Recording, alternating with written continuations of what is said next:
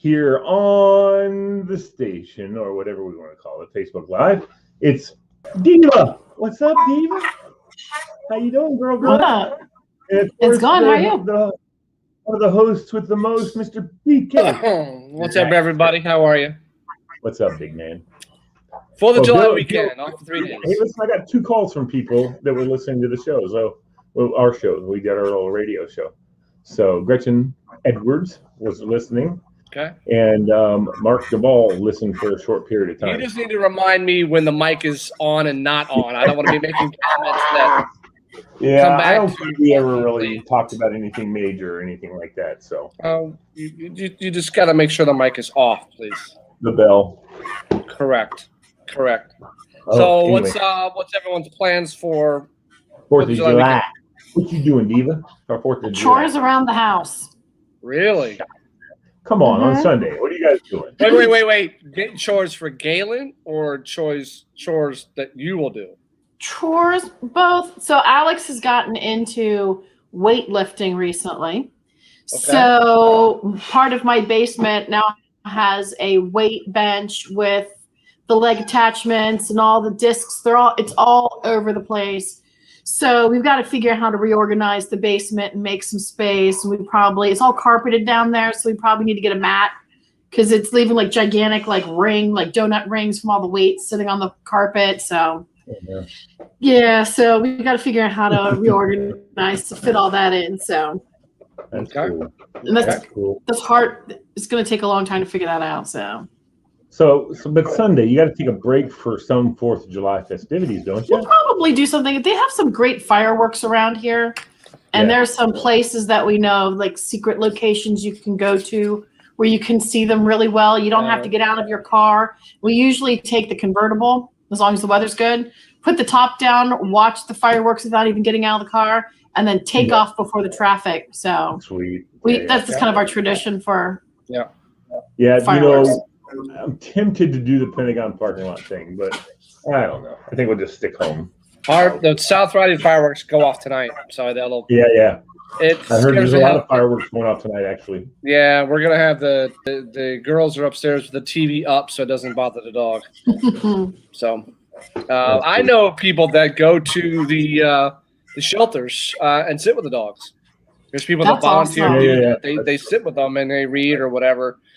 Just so they're distracted from the fireworks, which I think is really. I think cool. Your daughters have a great idea. Bring the dog in, pump the music. The dog's probably used to that, and that should drown out anything. And that's cool. Good idea. A couple years ago, because we didn't have it last year with COVID, but in 2019, I had Minnie down here with me, and a friend of mine had told me watch a war movie because they'll hear the sound. I just think that's what that is, right? And they won't think the fireworks. So right. All that. So that's cool. That's a cool idea. idea. The other thing we have to be careful of and pray about and wish good luck to are veterans who suffer from PTSD. That's another thing. They typically know what to do and how to manage that. Right. But sometimes you never know. And here's the thing: they can manage when it's something like a scheduled event. The problem is when they're in the backyard weeding and all of a sudden somebody lets off 3 M80s. Right. That's what hey, where'd that come from? Right. That's what freaks them out. So that's why people need to be aware. That sound never leaves them. Never leaves them. Let's just say that the sound is very recognizable to them. So the suggestion I'm suggesting is just do fireworks when everybody else is doing fireworks. Don't be setting them off. If you're going to set off fireworks, know how to do them. Well, that too. Yeah, of course. Don't be an idiot. You don't know what the hell you're doing. Don't drop against exactly. You step on one of those. Yikes. Yeah. Lee, best 4th of July ever? Fairfax High School. Fairfax High School. You know what we did, Diva? Bill and I, we were roommates, and with Mark Duvall. With Mark Duvall. Yep. And we, I got my dad's Datsun B210 or whatever it was, I don't know, but it was a pickup truck. We put a tarp in the back, filled it with water, and drove it to Fairfax High School. That was quite a drive. Of course, one of the Really? things, we were freaking almost bottoming out because the water's so heavy, it was down. Right. And didn't even occur to me that I could damage the suspension of the truck. So I'm glad. So luckily it didn't happen. We didn't destroy anything, but we got to Fairbeck High School. We were popular. There was still about there was about half of it left in the thing that we didn't slosh out on the way over there. And we set up the hibachi grill. Some other people that we knew came. We told them, they showed up. We had a ball doing belly flops in the back of the truck. This is like a whole new tailgating concept. He got in so much trouble with Chuck, it wasn't even funny. Yeah, they get that much. Really? Yeah, he just yelled at me. He goes, "What are you thinking? Has too much weight in the back of the truck. Right. You're gonna ruin my truck suspension."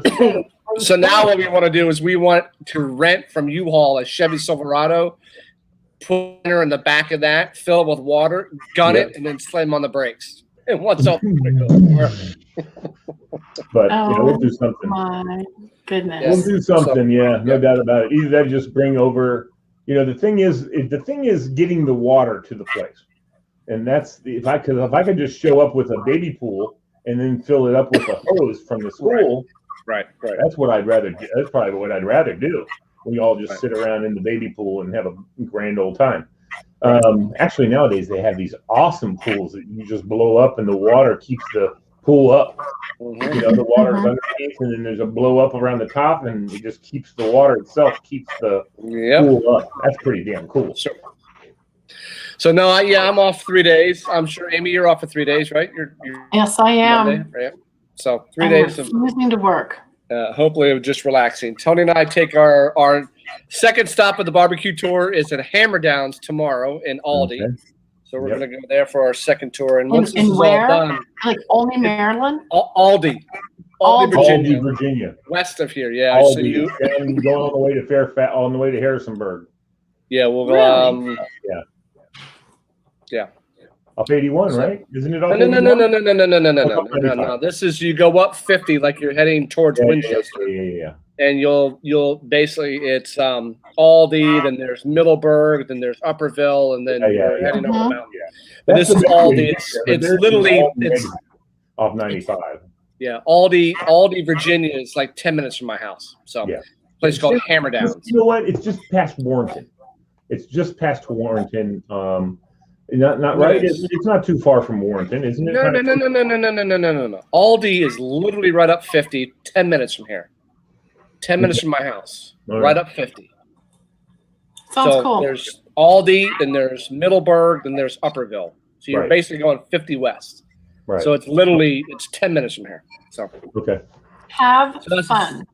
That's the second stop of the tour. So once we're all done, we're probably going to play golf tomorrow. That's the plan. It's supposed to be nice out. I gotta mow the church lawn tomorrow about 10. That takes about half hour, 45 minutes. John, we hope to play putt. He's gonna let me know tomorrow. But once this is all said and done, so we'll probably do 9 or 10 barbecues. Then we're gonna have a shirt made up. It says Bill and Tony's 2021 barbecue tour. So we're gonna have the date, the place, and the city that it's at, kind of like a concert T-shirt. So we're gonna have all this. That's gonna be so cool. Yeah. So we're. And of course, Bill disappointed Tony because Bill's like, "No, it's just for the summer." Tony's like, "What?" Yeah, he wants to do a year round. I'm like, for years. No. He's been going to for 400. Yeah, I know. I see that. Fridays in a row was today. I see that. 400. So next Friday's the 400th, right? 399th was today. Next Friday is the 400th.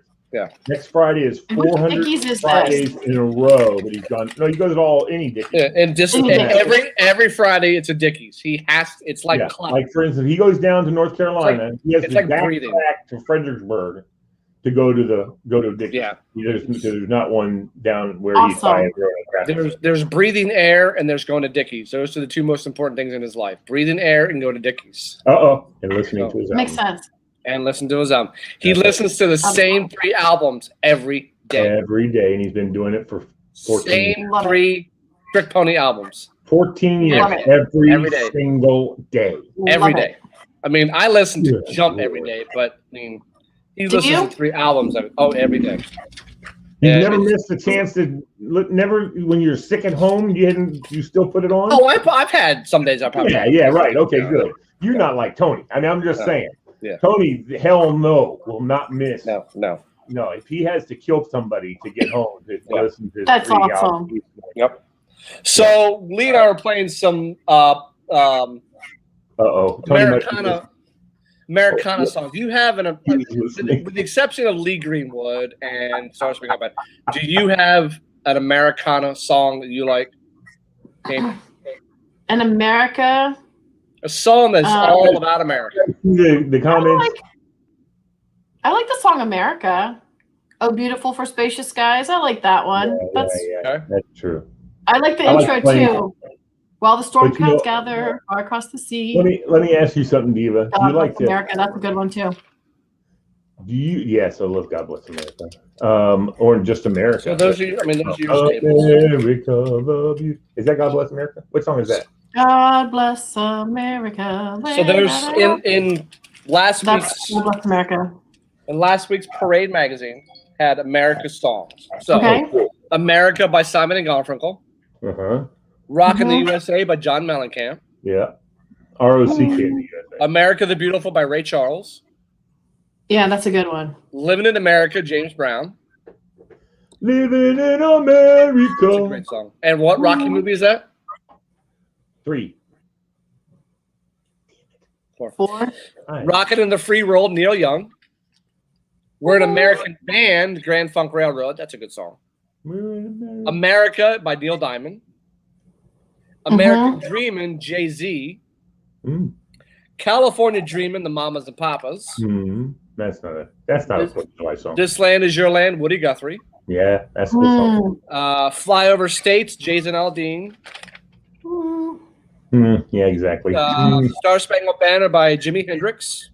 Oh, absolutely. Born in USA. Guitar version, yeah. Born in USA, The Boss. The Boss. And Party in USA, Miley Cyrus. What about American Girl by Tom Petty? You do that too? Yeah, that's one of the Jack ones. Diane, Small Town, you do all those songs. I put up, when you were here earlier, when we did our L&B show this afternoon, which is on every Friday at 5 o'clock or 5:30. I started at 5 and then he comes in. But we do the L&B show on Fridays, so everybody needs to tune in. But when we did that, I put on Google great 4th of July songs, and they gave me a list, and of course it's gone now. I don't have it up now. But American Girl was one of them. I love that song by Tom Petty. I don't have it in my system, so I need to get it because it's awesome. Right. Awesome. Right. Actually, I just thought of that. So I was sent this by somebody I know that some people don't want to recognize, but Hershey's allows you to create your own Reese's peanut butter cup. So my question to you would be, what would be in yours? Thank you, Galen. You're welcome. Peanut butter. So if you go to foodbeast.com, you can customize your own Reese's peanut butter cup. So do you know what they let you customize it with? So pretty much looks like anything you want. Have you done this before, Diva? I have done the Hershey candy bar. I did the make your own Hershey candy bar with my parents, my sister, and our kids, which is fun. You get to do your wrapper, and then you watch it go down the machine, and it makes, and then put your top stuff on it. Where can I do this? It's a chocolate world at Hershey. Yeah, at Hershey's Park. You've never been there? I've been there, but I didn't know you could make your own damn bar. Yeah, you can create your own. Correct. It depends on how long ago you were there, because they didn't used to. That was an add-on, So over the years, they've added new features to get people to keep coming back. And the one that Bill's talking about is the new one, the Reese's Peanut Butter Cup. Make your own. Oh my God! It's kind of cheesy, but you watch how it's made. You create your own label. Oh yeah, we did that when the girls were little. Have you done the peanut butter cup yet? I would do peanut butter cup filled with Reese's Pieces. Yeah, this says here you could fill Reese's Pieces, chocolate chips, brownie pieces, sweet drizzle, all hop into authentic Reese's peanut butter cups straight from the factory. It's about $15, but they say it's worth every day. It's worth it. To me, oh, you give me a Reese's cup with Reese's Pieces inside of it? Oh, done. And the drizzle. Done. Put the drizzle in there with it. Yeah, done. I know exactly what I'd put on it, though. I'm kind of ready. Let's go. Because I'm like 30 minutes from there. Come visit. Well, Yeah, we plan to come up there. We plan to come up there now that you know what I want to do. Honestly, Bill and I knows how I feel about this. I want to so bad to get an RV, and the reason is because I have health issues, I have immune system issues, and we still got this bullcrap COVID hanging around, and so I want to go places. But I can't really go and stay in hotels and stuff like that. I want to stay in my own sanitized little place. And I want to be able to go anywhere I want to go. Because when I'm going through the park, I just wear my mask and I'm good, But I don't want to sleep in a room that may or may not have been sanitized properly or whatever. Right. I'd rather just take the RV. And you know what? Hershey has a great parking for RV for you want to go to Hershey. They do. They do. Walt Disney World. Let me tell you something. You go to Walt Disney World, and for $60, you can park a night. This is a night. For $60, you can park your RV. It includes an entry to the park, and you can take the boat from the RV place to the park. Unbelievable! That's a deal, man. I had no idea. Yeah, I definitely want to go down and see the Star Wars exhibit and sit in the Millennium Falcon, and that definitely is on the list. But Hershey has it right. They have the park, Chocolate World, the Giant Center, and they have the stadium all right there. Yeah, I mean, that's smart the way they did Hershey Bears, right? Isn't that the minor Hershey league? Bears play the Giant Center, correct? And then there's you know the stadium. what? Hershey Bears are so much fun to watch play. Yep. Are they? You got to go to a game where it's the game they chuck down all the teddy bears, and they come just raining down on the ice. Oh, that's for hockey. They usually do that. I think is it Christmas time? Around Christmas time they do that? I can't remember, but we've been to those before. And then they just come around, they scoop them up. They just like tons of them. It's great. Yeah, there's so much fun stuff to do. Yep. In Hershey, there's the water park and there's Hershey Lodge. Right. Some of the restaurants are amazing. Bill, and the other thing is, if we do the RV thing, we could go hit some minor league parks in the summer, and go from minor league park to minor league park watching games.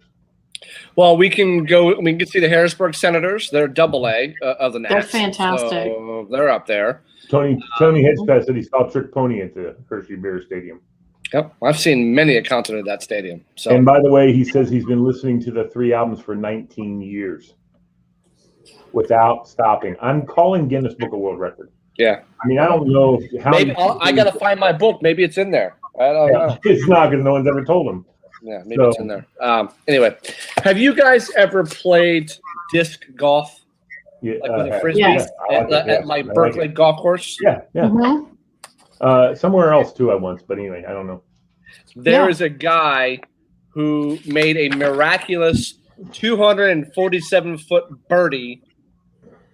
No way. What's his name? Because I know 2 professionals. No way. His name is James Conrad, won the Professional Disc Golfers Association World Championship. Now, wait, you got to see the video. So this was caught on film, so it's for real. No stinking way. Hold on, let me back it up.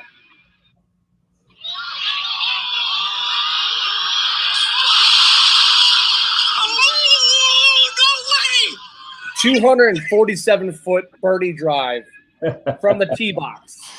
Nice. Now we have a buddy of ours. Wow. Who we used to do FSN, Ken. Yep. He lives for this stuff. He's a professional.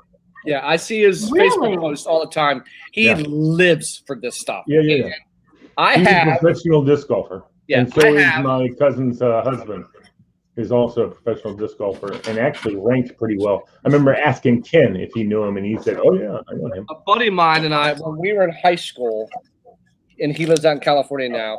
So he sent me one of these weighted discs, which they're way different than just your regular frisbee. Yeah. But you can, if you get it right, you can hit this thing right on key. So now I saw that, I'm like, shit, we should go to Burke Lake one time and go play the disc golf. Yeah, you know that one right there you just had is a driver. That's what you tee off with that thing because it goes the farthest. Yeah. And then you get the big ones that I've had this thing. whatever curve you want or whatever. Right. Yeah, that's cool. Says here, heading into the final hole, Paul Macbeth held a one-stroke lead on the competition. Macbeth is a force in disc golf, having won 4 straight world championships. But on the final hole, Macbeth's quest to repeat, take home a 6th title, hit snags thanks to James Conrad. Conrad trailed Macbeth by a stroke and needed a dramatic birdie from 247 feet out to force a playoff. Prize 16 grand if you won that tournament. So it was wild. It was wild. So no, that was a really, really cool video. It's July. So what does July mean? 4th of July. No. It's too hot. No. Hotter than July is Free Slurpee month. Oh, that's right. July really? 7/7. Yeah. 7/7, Bill? 7/11. 7/11 is given the gift of free Slurpees all July long. Here's how to get one. Slurpees, the alleged brain-freezing, mouth-numbing ice treat, will be given away in small sizes Tuesday from 11 a.m. to 7 p.m. as the 7-Eleven convenience store chain celebrates its 90th year of business. 7-Eleven's annual Free Slurpee Day is just 2 weeks away. Rather than limit its birthday festivities to a single day, July 11th, the iconic convenience store plans to celebrate all month long. So between 11 a.m. and 7, you can get a small free Slurpee. On every Tuesday or every day? It says all month long. All month long. Okay. Personalized offer marks the company's 94th birthday. 7-Eleven's birthday falls in the middle of brain freeze SCN, or some people call it summer. Offers valid for all new and existing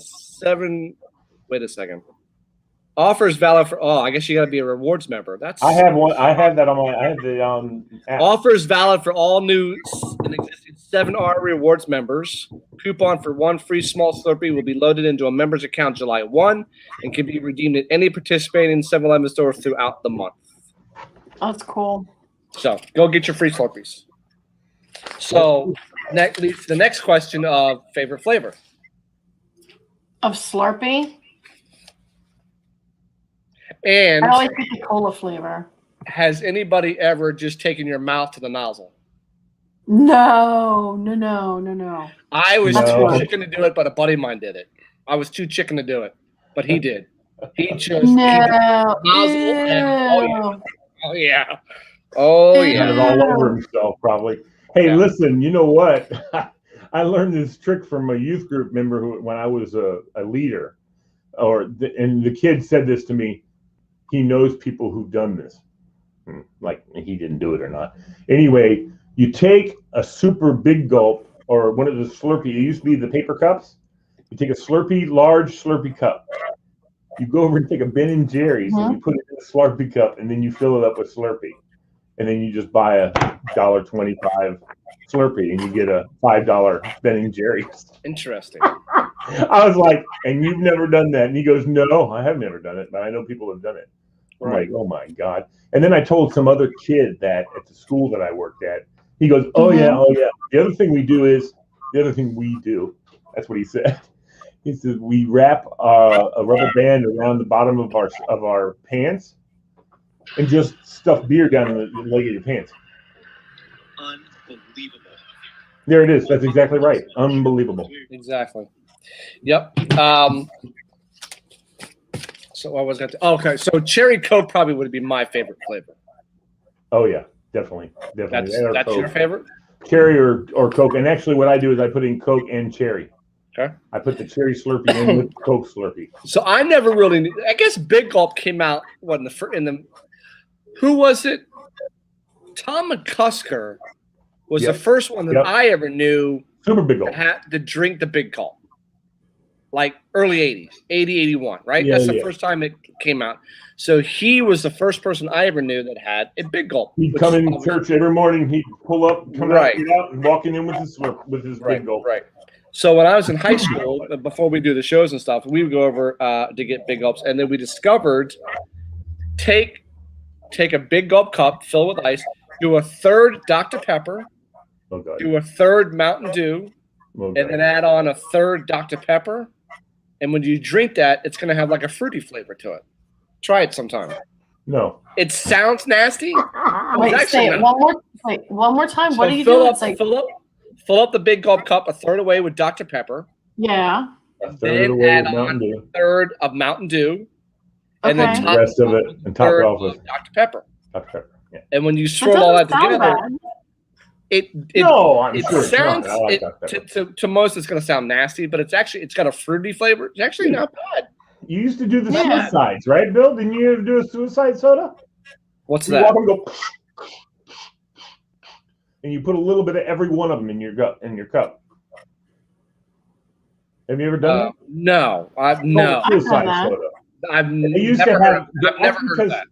Well, that's because 7-Eleven before Health Days had nothing but sodas on their machine. Now they've got something water, Propel Orange, whatever. Those are the crap. Gatorade, and it used to be just all sodas. And so the only one I never hit was root beer. I hate Do you know the pranks that some friends of mine would play on me, and I didn't really catch on to it until they did, was I'd have the Coke and a friend of mine would drop a Mentos in it as a joke. I didn't really catch on to that joke until the drink exploded, and then it became in our neighborhood. Everybody did it. Yeah. But no, find somebody who's drinking a Coke, and then if you grab some Mentos and drop the Mentos in there. I can tell you this: And you don't want to walk And away then from the run. table. You don't want to walk away from the table if I'm sitting right there, because we're going to do something to your food. That's all there is to it. Oh. And we used to go to we went to Godfathers as a team, a soccer team, for an after championship win or whatever. And Godfathers, everything they do, they put all their toppings on the crust and the sauce. Then they put the cheese on top. They put all the cheese. That's Chicago style pizza. Is the cheese with and so what happens when the cheese melts? It totally melts around all the toppings. So you can actually take cheese, right, on a piece of pizza, and you can pull that part up. So you can see the sauce and the pizza crust, because everything else is in the cheese. And dude, we used to put in all kinds of the spicy hot pepper stuff, put it back down, watch the kid eat it.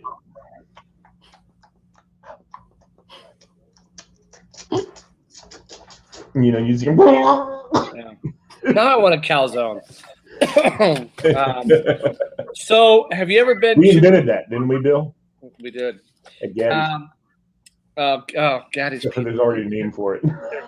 Obviously, we didn't invent it. You ever been to drive-thrus where you get really pissed off? We were talking about that, weren't we, Bill? We were. Top three annoyances. Biggest pet peeves, Diva. Yeah, your top three annoyances at a drive-thru. Me? Yes. Just taking forever.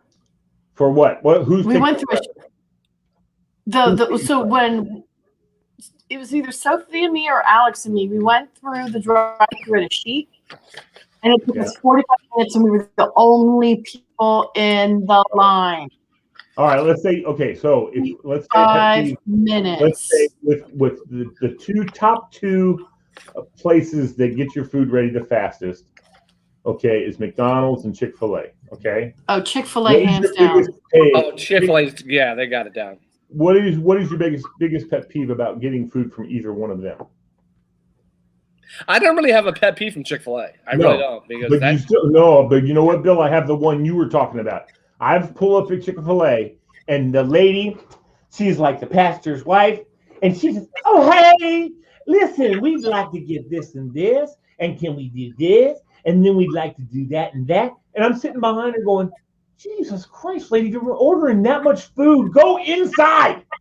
Right. Now they don't go inside. I don't like if someone's at the drive-thru and they're taking 10 minutes Yes. to decide on something they've gotten about 1 million times already. Yes. You already know what comes on a quarter pounder with cheese. You already know what comes on a fillet of fish. You already know that. Yeah. You already know what drinks they have. You know what? I tell you what, we went through a Chick-fil-A drive-through with somebody who had never eaten at Chick-fil-A, and it was one of those days where they're running the person out there early, where they have their little walking tablet, whatever. Yeah. And they say, "What would you expect everybody to know what you already want?" And I had to say, I'm sorry, we're with somebody who's never eaten here before. Do you have a menu? And she looked just like, she couldn't believe that there was somebody who had never eaten here before. A menu, right? Did she'd ever been asked for the menu. She's like, oh, yeah, I have one. Hold on. It's crazy. What? No, they have one. They usually carry one around so they can give it to you if you don't know what you want. But again, what do you mean you don't know what you want? It's freaking Chick-fil-A and it's freaking McDonald's. You know, I mean, my God. I told Lee, I said, I had someone in front of me who wanted to talk down the price. He wanted to debate the price of these things. He actually he got so upset. He wanted to talk to the manager about, if I got 3 of these, I want to pay for 2, or if I get this meal, I want to, charge me only this amount. And the person's like, no, this is the price. This is how it is. But he kept debating it. Yeah. And it was really annoying. Yeah. Now, Lee and I had a debate. If you go up to the drive-thru and you pay for it, you get up to the window, would you be upset if they asked you to pull up and they'll bring out your meal? Lee does not believe in that. Because he worked there. He knows there's an alarm and how it's all supposed to be done. Yeah. He's adamant that I will not pull up because I'm supposed to have my order in a certain amount of time. It's supposed to be ready for you. What is your take on if they ask you to move up? Yeah, talk to me, Kiva. What do you think? Okay. It annoys me, but I'm willing to accept it if that means the person behind me can get their meal and get moving. Well, I just told Bill that. So I pull up to this one. This is our neighborhood one that's right next to near our house. I pull up. This has happened numerous times over the years. I'll pull up, they'll pay, they'll give me my drink, and then they say, can you pull up? Your food will be ready in a couple minutes. And I'm like, and if there's no one behind me, I tell them, no. There's no one behind me. I can sit here and wait for the food. No, but you don't understand. We have an alarm. Oh, I understand what the alarm is. The alarm is telling you guys you're late getting this guy food. Well, what happens if they run out of the egg and stuff, and they're making it? They gotta make more to get your egg McMuffin. They'll get it to you.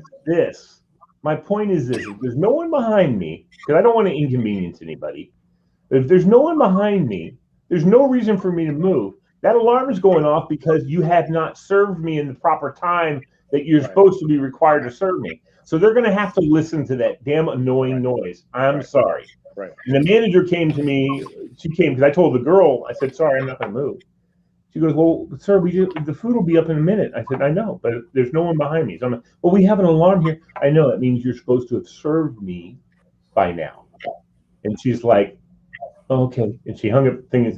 Anyway, the manager came. Sir, you don't understand. I said, ma'am, I've worked for McDonald's. I know exactly how this all works. And I know that it's late at night, because this is like 11 o'clock at night. And so they're not making food, right? They don't want to have any leftover. And I said to her, I said, cost does not suffer if you have food ready. But if you don't have food ready, what does suffer is your customer service. Yeah. And well, guess what's good? Well, I'm not pulling up if there's not anyone behind me. And she was like this, okay. And she closed the door, and I'm like, oh, good. She's going to spit in my damn chicken nuggets. But guess what's going to go? When the car started coming up behind me, I looked over, saw the manager who was sitting there like this, waiting for the food to be ready. And I said, I'm moving up because there's a car behind me. And I moved up. And she brought it out to me. She said, thank you very much, sir. Thank you so much. Oh. And I'm like, yeah. Yeah. But that place is, yeah. I now have my 4th pet peeve. Uh-oh. I've gotten my meal. I just thought of this. I've gotten my meal.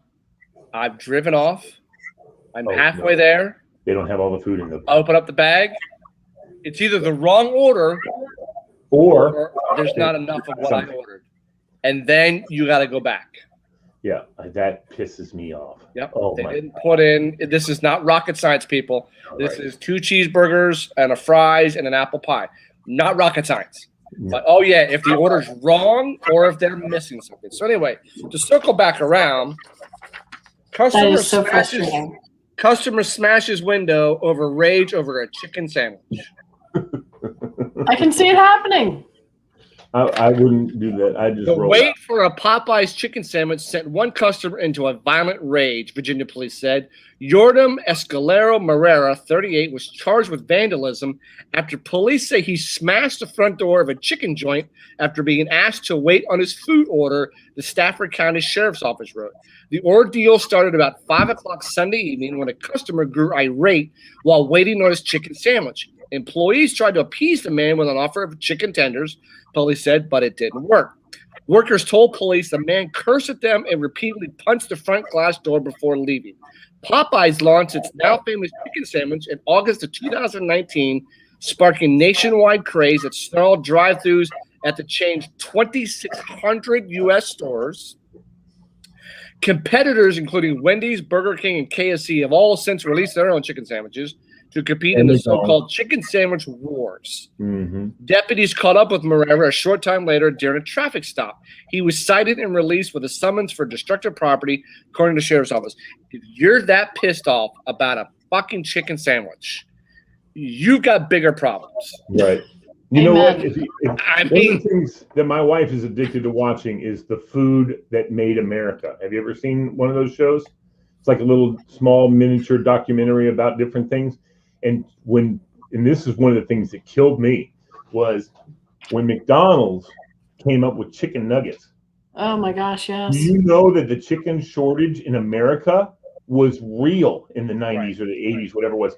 That no one could get any chicken. McDonald's couldn't either. They ran out of chicken because the chicken producers couldn't produce it fast enough because that's how popular chicken nuggets were. Yeah. Well, so now they make it out of pink goo. Yeah. Well, there's a story that gets even better. Woman was posing as an FBI agent to get a free chicken sandwich. What? What? Oh, she said she was an FBI agent. She's faking it as an FBI online agent. video shows a blocks long line of cars waiting to pull in the drive-thru of a renovated Chick-fil-A that reopened in Dublin, Georgia. A Georgia woman faces charges after police say she posed as a federal agent and demanded free food from employees at a local Chick-fil-A. Kimberly Ragsdale, 47, of Dallas, was arrested and charged with impersonating a public officer after employees dialed 911 following her latest attempt to score a complimentary meal. Latest attempt. According to an arrest report posted by the Rockmart Police Department, she was booked November 5th into Polk County Jail and released on $3,000 bail after a 2-day stint behind bars. Authorities said Ragsdale kept up the ruse even as she was being arrested Thursday, at one point pretending to talk into a radio supposedly hidden under her shirt, urging the FBI. Roger that. It gets better, urging the FBI to send someone to her aid, according to the Polk County Standard Journal. She also claimed her credentials were electronic only when officers asked to see identification. So she kept up the ruse even after the cops. Oh my Lord! My credentials are electronic. Okay, well, show them to me on your phone. That is remarkable. Yeah, no, dude, that is chalked up to what is it, Bill? Darwin, the Darwin Awards. What's up, Billy Riley? Mm-hmm. I sent you a link, baby. Come on. So, Michelle Bakey, she posed as an anesthesiologist. I'm just kidding. Yeah. I'm sorry. What is the people will do anything. I know. It's you ever seen her skirt? Oh God. You ever seen on YouTube Karen's Gone Wild? When No. women are just they're irate about anything. It's I couldn't watch that, dude. I really couldn't. It's like you can't stop watching it. It's called Karen's Gone. I know, that's why I'm saying I can't even start to watch that because I will not stop. So awesome. What is the highest floor in a hotel you've ever stayed at? Highest? The highest floor. In a 18th hotel? floor. Not in Florida though. Not in Florida. I stayed the 18th floor. Oh, maybe it was in Florida. Where the hell was it? 18th floor though. It was, Myrtle Beach. That's the highest floor you've ever stayed on. 18th floor, yeah. Can you imagine Dubai? So that's what, 180 feet in the air? I don't know. Yeah. Something like that. Each floor is like 10 feet, so it'll be 180 feet up in the air. That's okay. Amy, what about you? In Boston, I stayed in one of the high-rise hotels. I can't remember which one, but I could look down and see the top of most of the buildings. So I'm going to say probably 30 feet high, 30 floors high at least. 21. Yeah. I've been to 21 into Hyatt Regency in Bethesda. I stayed in. So Billy stayed oh my God, it's beautiful. Billy stayed on the 46th floor, so that's 40. In Caesars. That's what, 460 feet. 460 feet. Yeah. Okay, so Hotel Shanghai now has the world's tallest hotel, or world's highest hotel. How tall? Wow. Take a guess. How can hotels smoke weed? Just kidding. That's a picture of the hotel right there. Wow. How high do you think it is? Wait, hold it up there again. I have to keep counting. Hold on. Oh, dude. I can't even imagine. I don't know. 200 How about floors? Dubai, though? Dubai has some really, really tall buildings. Some of the tallest in the world. The J Hotel Shanghai Tower, which opened on June 19th, isn't just another high-end property. It claims to be the highest hotel in the world. The J Hotel occupies the top floors of the Shanghai Tower at 2,000 feet up in the air. How the hell that doesn't sway, I'll never know. You say 2,000? Yep, 2,000 feet. Aside from an impressive bragging rights, what is the hotel actually like? The J has 165 rooms, of which are 34 suites. There's 24/7 personal butler service, indoor pool, toiletries, all that. But it is 2,000 feet up in the air. In China. Yeah. Now, did you all see the latest from the condo in Florida? Did you see the latest video? No, I have not. Somebody was across the street at the hotel shooting video early morning, and as they zoom in, water is flowing into the parking garage, like it's flowing. Right. And there's a simulation that was done. The pool deck, the columns weren't able to support it, and you could see it starting to sag.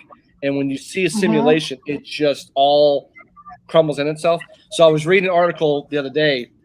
A couple of years ago, all owners had a $15 million special assessment for that particular condo. $15 million special assessment. This is added onto your mortgage. This is added onto your monthly. This is a special assessment, and that's nuts. That is nuts. Crazy. That is crazy. So, do you guys see snakes around your houses when it rains and it's hot and all that? Not very often. There's a nest of baby snakes. Thank God, have not seen any around here. Every time I walk Minnie out to the backyard. But did you see him growing up? I've seen snakes at different times. My rattlesnakes in Texas when we lived in Texas, and scorpions and all that kind of stuff, and copperheads, and I think actually I saw I did see it. I opened up the tack room in my uncle's house, which was an old freezer because he used to have a butcher shop. Right. I opened the thing up and I saw a freaking copperhead going away from me, and I was like, close the door. And so my uncle came out and looked, and we were like, how did he get in here? Because it's a freaking freezer. I mean, it's not supposed to have any holes or anything. He had no idea. And he's, of course, searching around. My uncle used to be a snaker. I guess that's what they call them. They used to go and catch snakes and harvest their venom to make antivenom. And then they give it to, you could sell it. I mean, they made, I think they made like $25 to $50 per little vial that they got. Right. But, in the North Carolina suburbs, there's a venomous snake that's been going around. One bite and this thing's going to kill you. Spit. That's a damn cobra. What kind is it? Is that the cobra? Residents of one Raleigh neighborhood woke Tuesday to the news that a zebra cobra snake was on the loose. I heard about that. Zebra cobra is not indigenous to the state. In fact, it's not even indigenous to the country. Zebra cobras originate from Africa. The snake is usually shy and will choose to escape, although if it is cornered, it will quickly bite or spit. Its venom can cause tissue damage or even death. Zebra cobra is a nocturnal and has black vertical stripes. It is often dark black or brown head. They have no clue who was keeping this zebra cobra, but this thing got out and has been around the neighborhood. That's great. Yeah, I heard about that. No, I know one of the things that I've know about, like king cobras, and I don't know how this goes, but the king cobras, the reason why the snake charmers can get these things, they don't ever get bit and stuff, because every king cobra does this, rears back before it strikes. It rears back, so these little guys went, and that thing rears back, they back up. Because that way the snake, when it comes forward and tries to strike, it won't get them. Right. So I was like, oh, that's a little tricky there. Those people, everyone thinks those guys are so daring. It's really easy. I showed my buddy that one video of the guy snagging the 17-foot long python, and he's like, dude, there's no way in hell I would ever do that. No. There's no way I would ever do that. Yeah. I got a couple more stories. So did you see this video of the video shows boat with 4 women hanging over a dam in Texas? Oh my God. Oh, the boat got too far and it didn't have enough power to back up. So there's a rescue boat. You'll see that there's a wire there hanging before this boat. It didn't go over the dam, but it came dangerously close to going over the dam. Yeah. Did it just wedge itself on the edge? They got stuck, but they are teetering over the dam. The top of the dams are like this. They're slanted upwards to a point. Yeah. And the water goes over. And if you have enough weight in the boat, it'll just stuck. It'll go. I cannot even imagine. I'll be scared to death. I would have shit my pants. No doubt about that. No doubt. No way. All right. Hell no. My last story. Yeah, my last story is there's a lady who finally fulfilled a 60-year-old dream.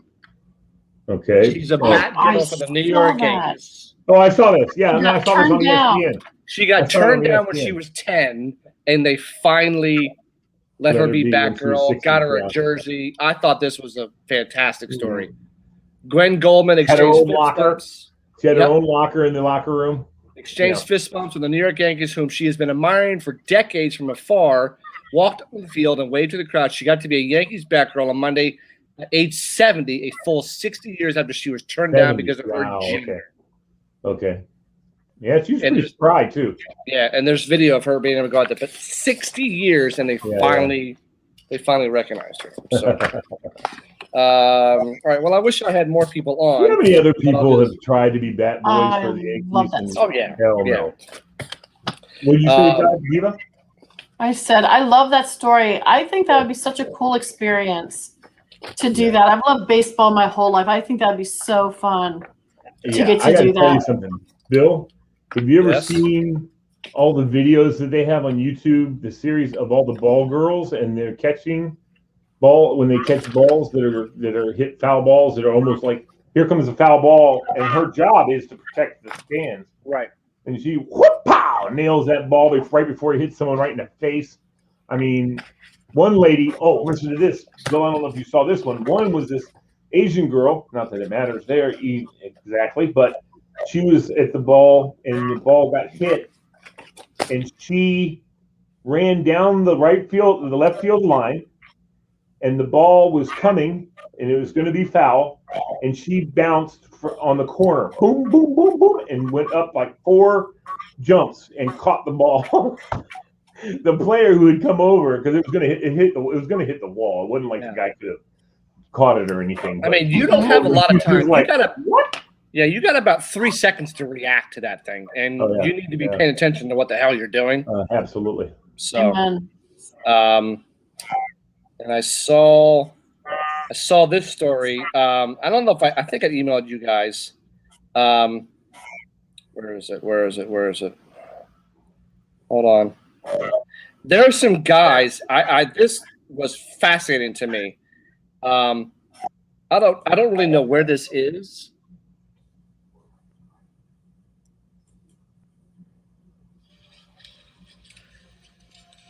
Two guys are building.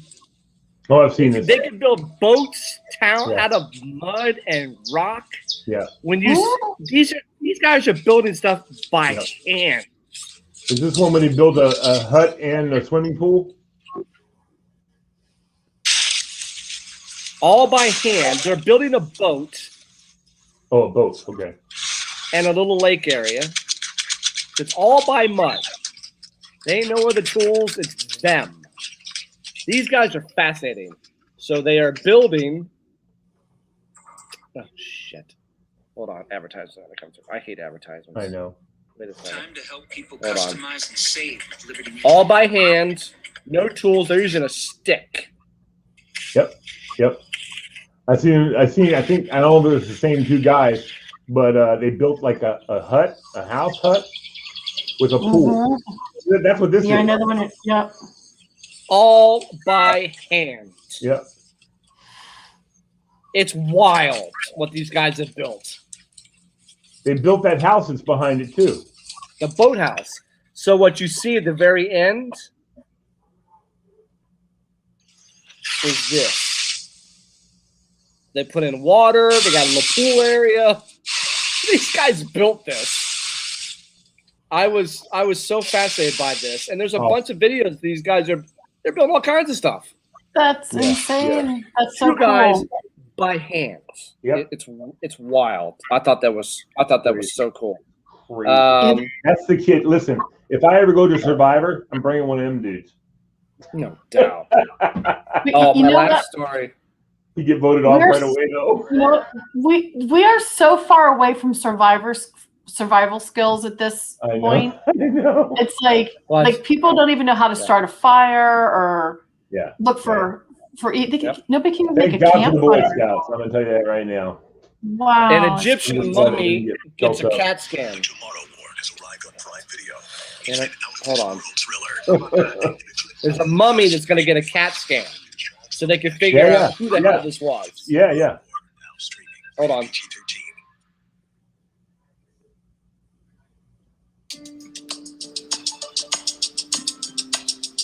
They're giving it a CAT scan. Whoa. I guess that makes sense, though, right? To figure out who the hell this was. They don't have to say stay still. Sort of fly through inside the mummy. So we can study the mummy, we can reconstruct the life and the death of this person. What do you think if they someday reanimate one of these suckers? Like they do in the movies? 3,000 years old. We can measure him so we can understand how high he was. And then we will do also some chemical and physical analysis to understand which kind of product were used to mummify the body. It's wild. That's crazy. You like my dad. My dad loves YouTube. He sits and watches all the woodworking shows, all that. So he's so into all that stuff. See if the boy was packed. See what kind of package he had. All that kind of stuff back there. All right. So here's when we get into the sensitive subject. You ready? Yeah. You want to hear 20 things to never say to a teenager, or 10 things to never say to a woman, or 10 four-word phrases that guys hate more than we need to talk. Which one do you want to hear? Let's do the teenagers. 20 things to never say to a teenager. Okay. Coming in at number 20. Turn the music down. You know what? My kids tell me to turn the music down. So. Oh, my kids know when Van Halen's being played around the corner. They hate it. Coming in at number 19. Brushed your teeth yet? And number 18. Yeah. Coming in at 18. Clean up the mess in the kitchen. Oh yeah. At 17, we'll talk about it later. Oh yeah. At 16, I am sick and tired of your attitude. At 15, I just don't understand you. Coming in at 14, please do something with your hair. Coming in at 13, be home early. Oh, coming in at 12, you're not going in cleaned. What? Coming in again. At number 12 was you're not going anywhere till your room is clean. I've heard that. I hate that. Hold on.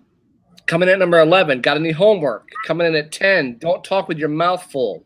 Coming in at number 9, I don't care who made the mess, clean it up. Coming in at number 8, not now.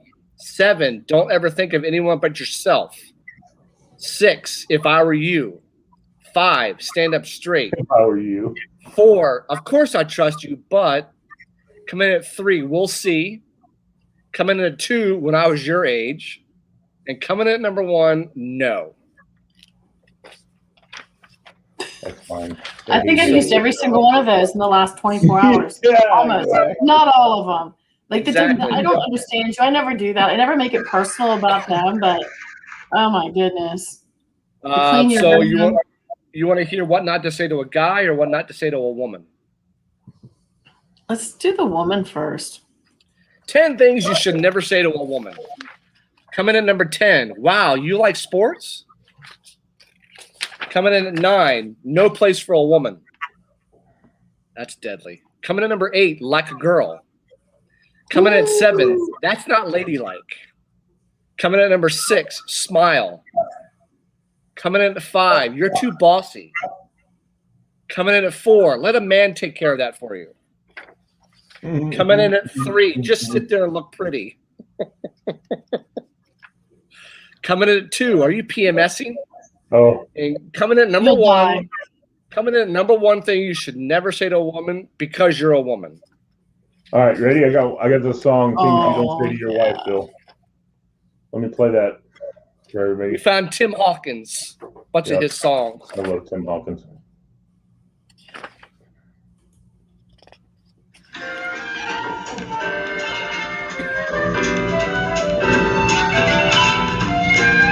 Wow, back it off, back it off, back it off.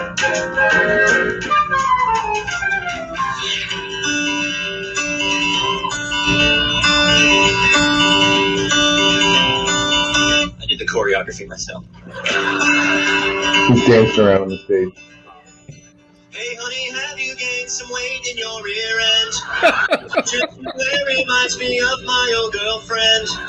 And when you get those shoes, I think they're pretty lame. Won't you stop talking, cause I'm trying to watch the game. If you're a man who wants to live a long and happy life, these are the things you don't say to your wife.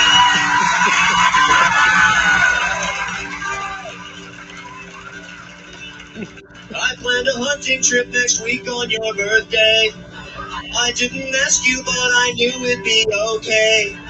Go make some dinner while I watch this fishing show. I taped it over our old wedding video. If you're a man who've done that, a long and happy life, lives all the things you do to you. Solo. Okay. Cooking is okay, but not like mother makes. Oh, The diamond in the ring I bought you is a fake. Your eyes look puffy, dear. Are you feeling ill? Happy anniversary, I bought you a treadmill. You're a man who wants to live a long and happy life, that too. These are the things you don't say to your lady. You're a man who doesn't want to get killed with a knife. These are the things you don't say to your lady.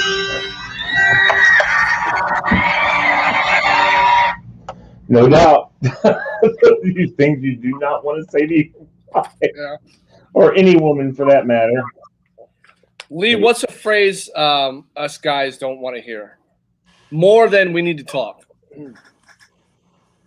Just go to sleep. I don't want to hear. I'm like, oh God, I'm staying awake all night long if she does that to me. Amy, what does Galen not like to hear?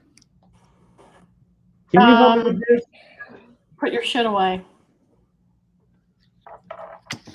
Not on there. That's for the kids. Yeah. At number 10, don't talk to me. At 9, who are you texting? I At hate 8, that. Oh my God, my wife texts all night. She's sitting there texting. I don't say a word. I pick my phone up. Like, who are you texting? I'm like, I don't know even who I'm texting. I don't know. I'm just texting somebody. I don't know. At number 8, be honest with me. At 7, did I wake you? At 6, do I look fat? At 5, I think I'm late. Do I look fat? Please. Yeah. Of course not. At 4, when is date night? At number What? 3, When? at 3, mom is coming over. Oh. At 2, do what you want. My mother lives in my house. Yeah. At What? number 2, do what you want. Oh, yes. That's a killer. Oh, fine. Just do what you want. Yeah. And the number one phrase that guys hate more than we need to talk is size does not matter. No, I'm sorry. The one is do what you want. Oh, that's just fine. Just go ahead and do what you want. Right. Yep. Oh. All right. One of the games we played last week, you guys seem to enjoy. So I'm gonna do the easy, harder, and the good luck game again. Well, okay. I wish there were more people on it. So this is the Tower and the Glory. The Tower and the Glory. What city is home to these famous towers? So we'll start off easy. We'll start off easy. The Sears Tower. Chicago. The CN Tower. Tennessee.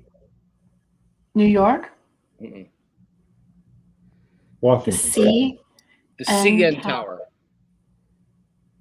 I have no Atlanta. idea. It's not the CNN Tower. It's the CN Oh, Tower. that's why I said it. Comedy Network? The Comedy Network Tower. It's up in Toronto. It's up in Toronto. Hey, Galen, come I here. don't go outside of USA. Is he going to help you with this? No, I found a fly in my coffee. Oh, Nice. Oh my God. Yeah, he needs to. He needs to show him that. He needs to change that shit out real quick. Oh, Galen!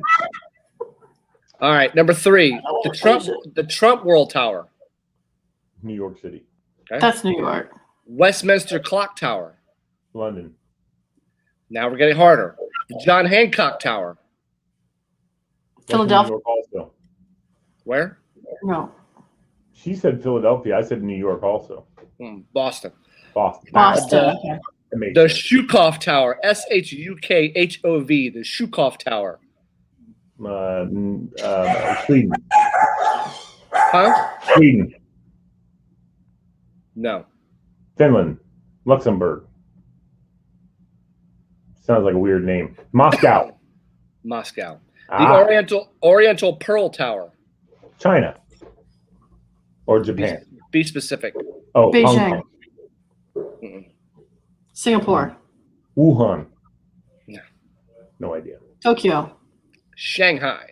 Shanghai. I forgot about Shanghai. The fireworks are going off. The Coit Tower. COIT. I've heard Coit that one Tower. before. No, But I go don't ahead. know. Amy. I have no idea. I don't know. I've heard the name, but I don't know where it is. Toronto. That was the CN Tower. San Francisco. Oh, look who it is. We were just talking about Canada too, Fred. Oh, Canada. Oh, Fred, I have something for you. Native land. Montreal's in their butt kicked. Fred, I have something for you. Tell me, buddy. The return of the trading cards. Oh, nice. This is the guy's shop. Nice. Nice. Look at those trading cards. Yep, I have some. Back in my day, buddy. Yep. So he's got a whole shop. Oh. And we need to go here. This shop is in Silver Spring, Maryland. It's called the House of Cards. Oh, I clever. don't go to Maryland. Maryland's a stinky place. Okay. Just kidding. I'm kidding. We can go and come to Silver Spring, Maryland. All right. It'll be fun. So, Fred, we're playing a game called the Tower and the Glory. So it was the game last week, easy, harder, then good luck. So now we're on good luck. The Malad Tower, MILAD, Malad Tower. Saudi Arabia. I would say so. No? Houston. Dubai. It's definitely Arabic or Middle No, East. that's what I'm thinking. MILAD, the Malad Tower. No, not Bangkok. What is Israel? Tehran. Tehran. The Rose Tower. The Rose Tower. Tokyo. No.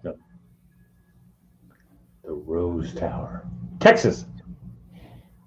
Go overseas. Oh, Czechoslovakia. Czech Republic, I mean. It's Prague. in Dubai. The Oh, JP wow. Morgan Dubai, JP Morgan Chase Tower. New York. Philadelphia. No. Chicago. Houston with one in Dallas and one in Baton Rouge. And the last one, the Telstra Tower. T-E-L-S-T-R-A.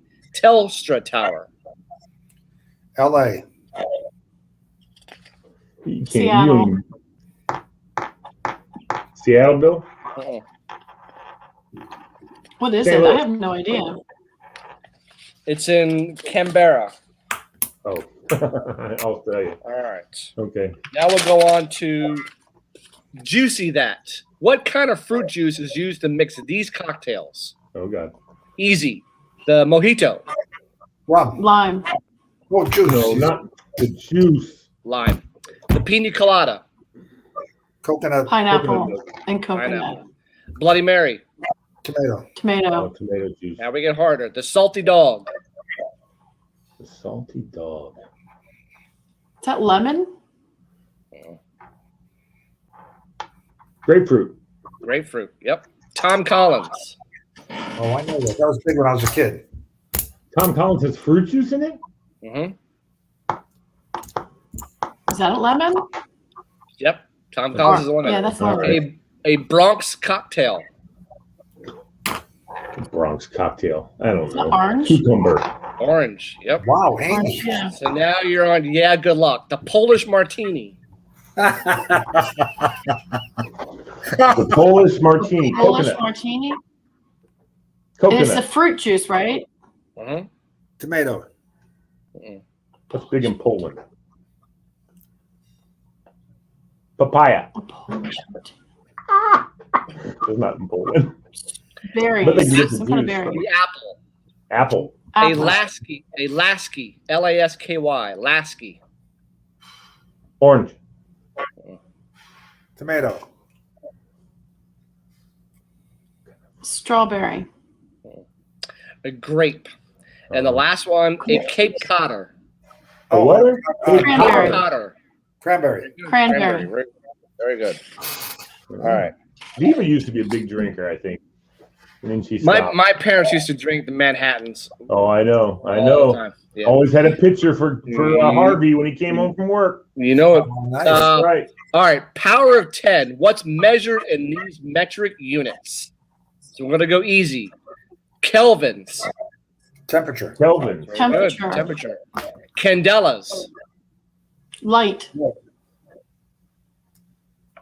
Luminous intensity. Okay. A hertz. Electricity. Electricity. But be specific. Oh. Like 12 volt. hertz. 12 volt electricity. Direct current. No. Mm-mm. That's like, oh. How do you describe it? What's measured in these metric units in hertz? Amps, amplitude? No. You're getting close. It's like I can think of the concept in my head, but I can't put it into a word.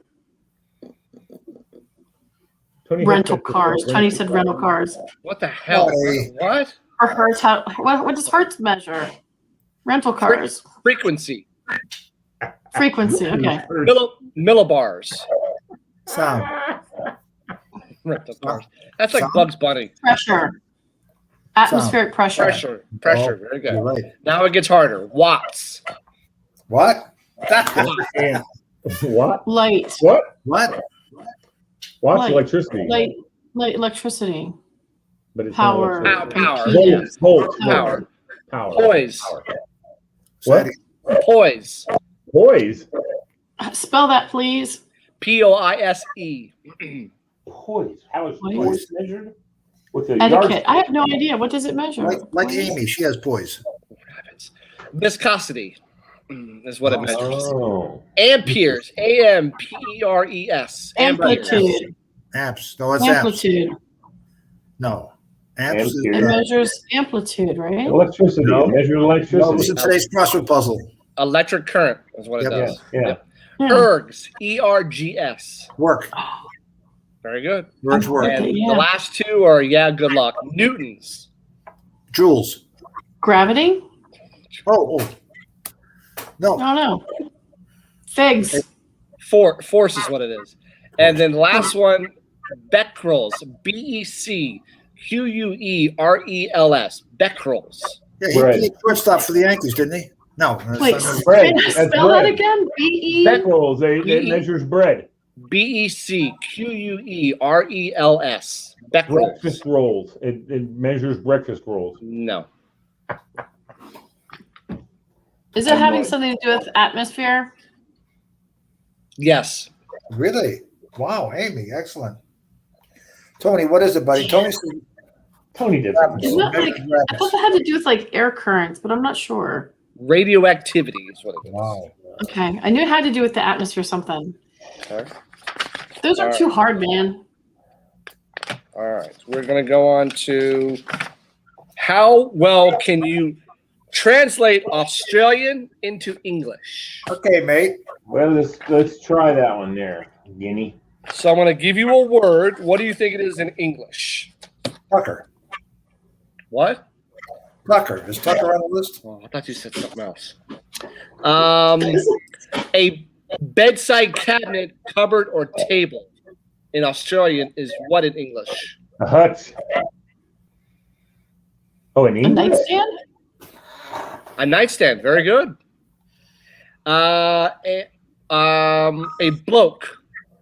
This Guy. guy. A man. Yeah, guy. A bum. A bottom. Butt. Bad man. But yep. A tush. Oh yeah, but sorry. A bushfire.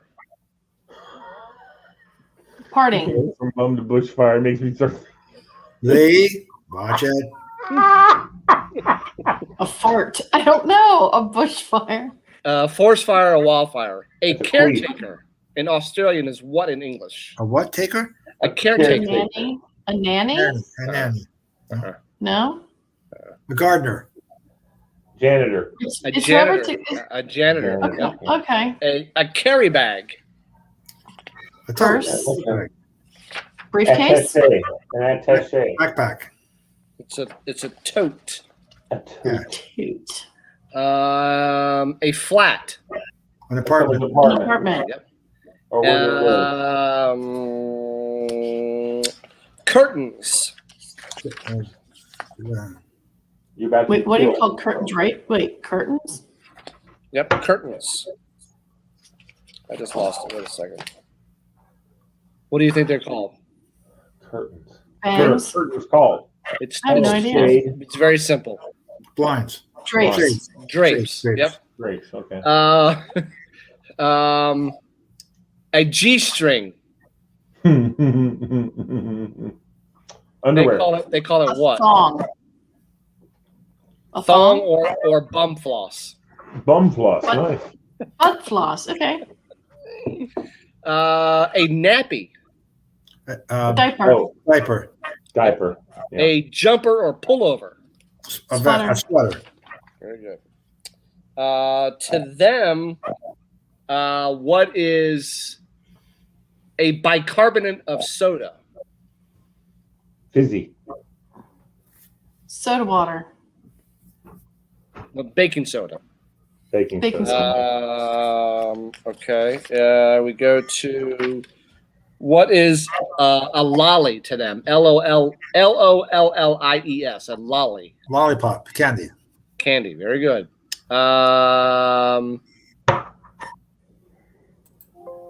To them, what is a prawn? Shrimp. Very good. So you guys know you're Australian. Very good. Very good, mate. All righty. I'll put one of them prawns on the. I'll put a prawn on the body. For you. Okay. By the way, I love prawns. Big, fat shrimp. Oh my god. So I'm gonna go to my question list for you. Yes or no? Is cereal soup? That's What? a good question. Is cereal soup? No. Why? It's just cold soup. It just has stuff inside milk. No. What do you think? What do you think cream of mushroom soup is? It's Soup. milk with some crap in it. I know. This is logic though, Fred. That's what he's talking about. Logical things. I heard this on a commercial the other day. If you're living on borrowed time, do you have to return it? That was in a commercial I saw the other day. It was pretty good, actually. Yeah, it's a good question. What secret conspiracy would you like to start? Oh man. I mean, it's something that has never been said before. Yes. That's my knowledge.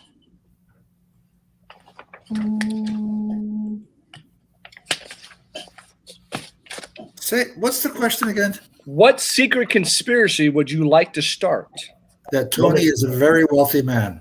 Extremely wealthy. Yeah, Tony Hedgepeth is a wealthy man. I don't know where he's coming up with rabbits and all that other stuff, but No, he's a nut.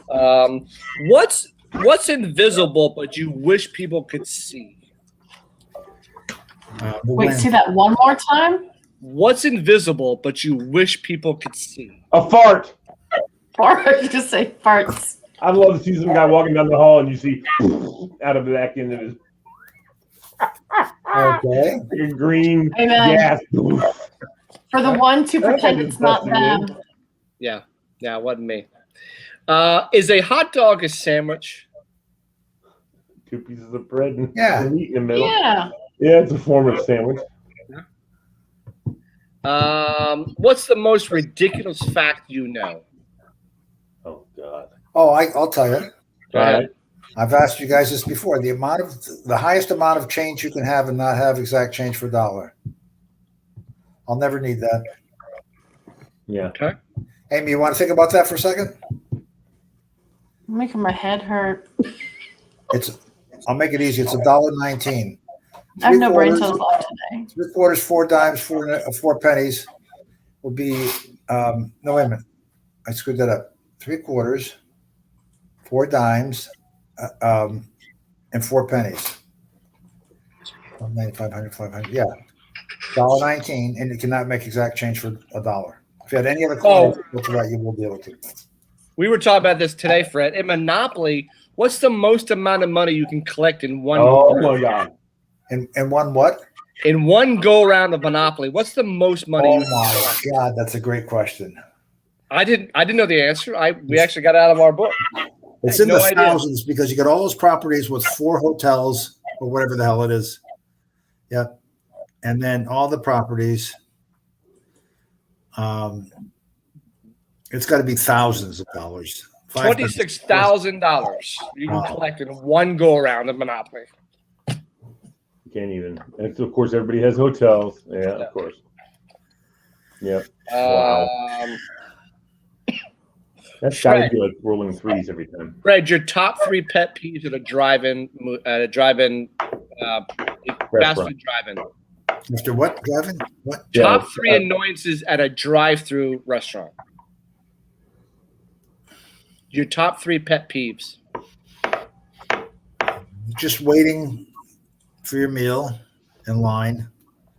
Just generally the waiting. I want it ready to go. I always got to check it, see never what the hell they threw in the bag, and they just throw you a bag and wish you luck. Amen, brother. And testify. And I'd say like shortage of things. Like I got to keep saying, "Oh, can I have some napkins? Do you have a straw?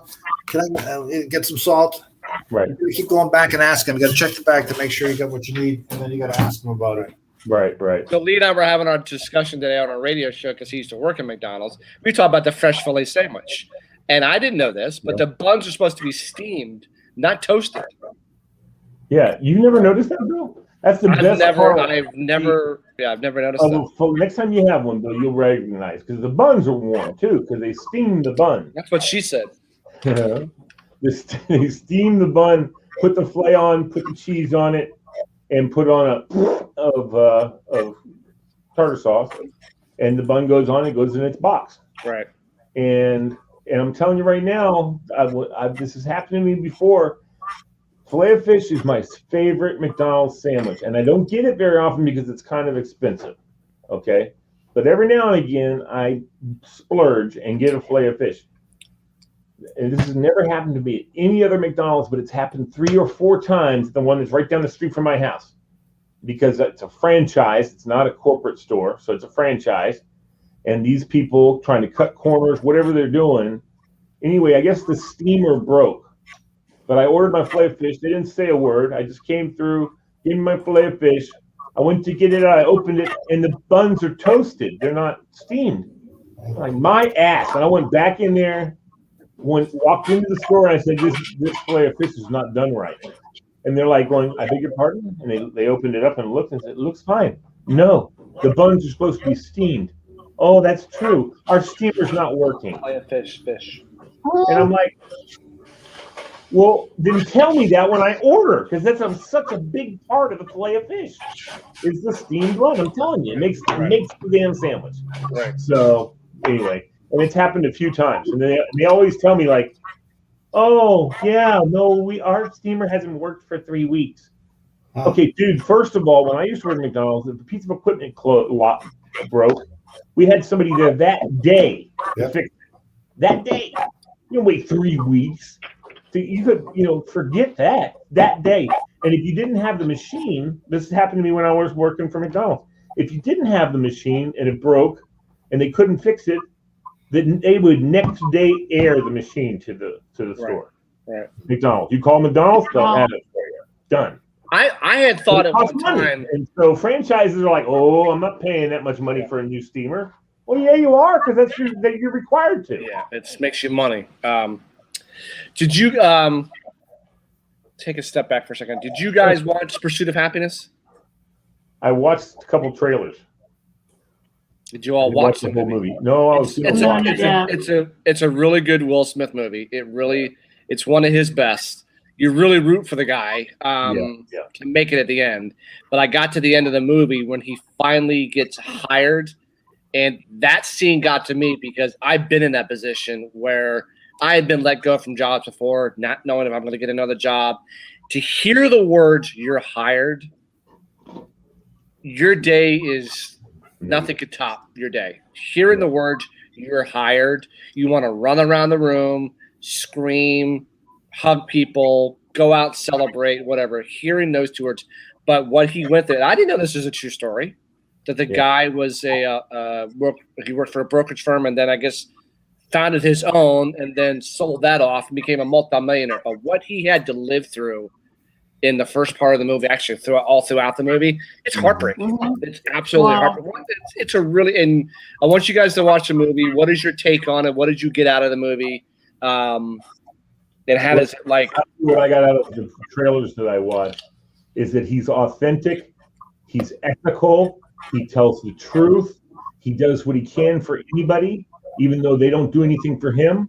Right. Like all throughout the movie, he's doing something for somebody else. I gave me money for a cab. I left my money at home or whatever. He takes the money, the last money in his pocket, and gives it to the guy, a big-time corporate banker. Gives it to him so he can get in the cab and go. Yep.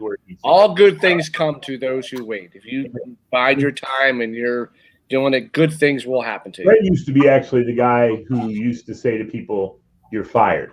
That's what he used to do at the IRS. He would fire people. Just kidding. I did it a couple times, but I didn't like it. That's for sure. I bet. Letting someone go. I've done that before, and I hated it. I hated to have to do that. You remember Cheers? Hey, have you guys seen Yes Man? Yes, I have seen Yes Man. Yeah. What'd you think? I love that film. I'm not a huge Jim Carrey fan. Yeah. Lee and I were talking today about a movie called 7 Pounds. It's another Will Smith movie. By the way, Bill, same director as tell them about what's the broad stroke of the movie about. The broad stroke is this guy has been in an accident, and it's just destroyed his world. As far as he's concerned, he's dead. He killed people in this accident. People died. 7 people died in the accident, including his wife. But because he was intoxicated. But what does he do?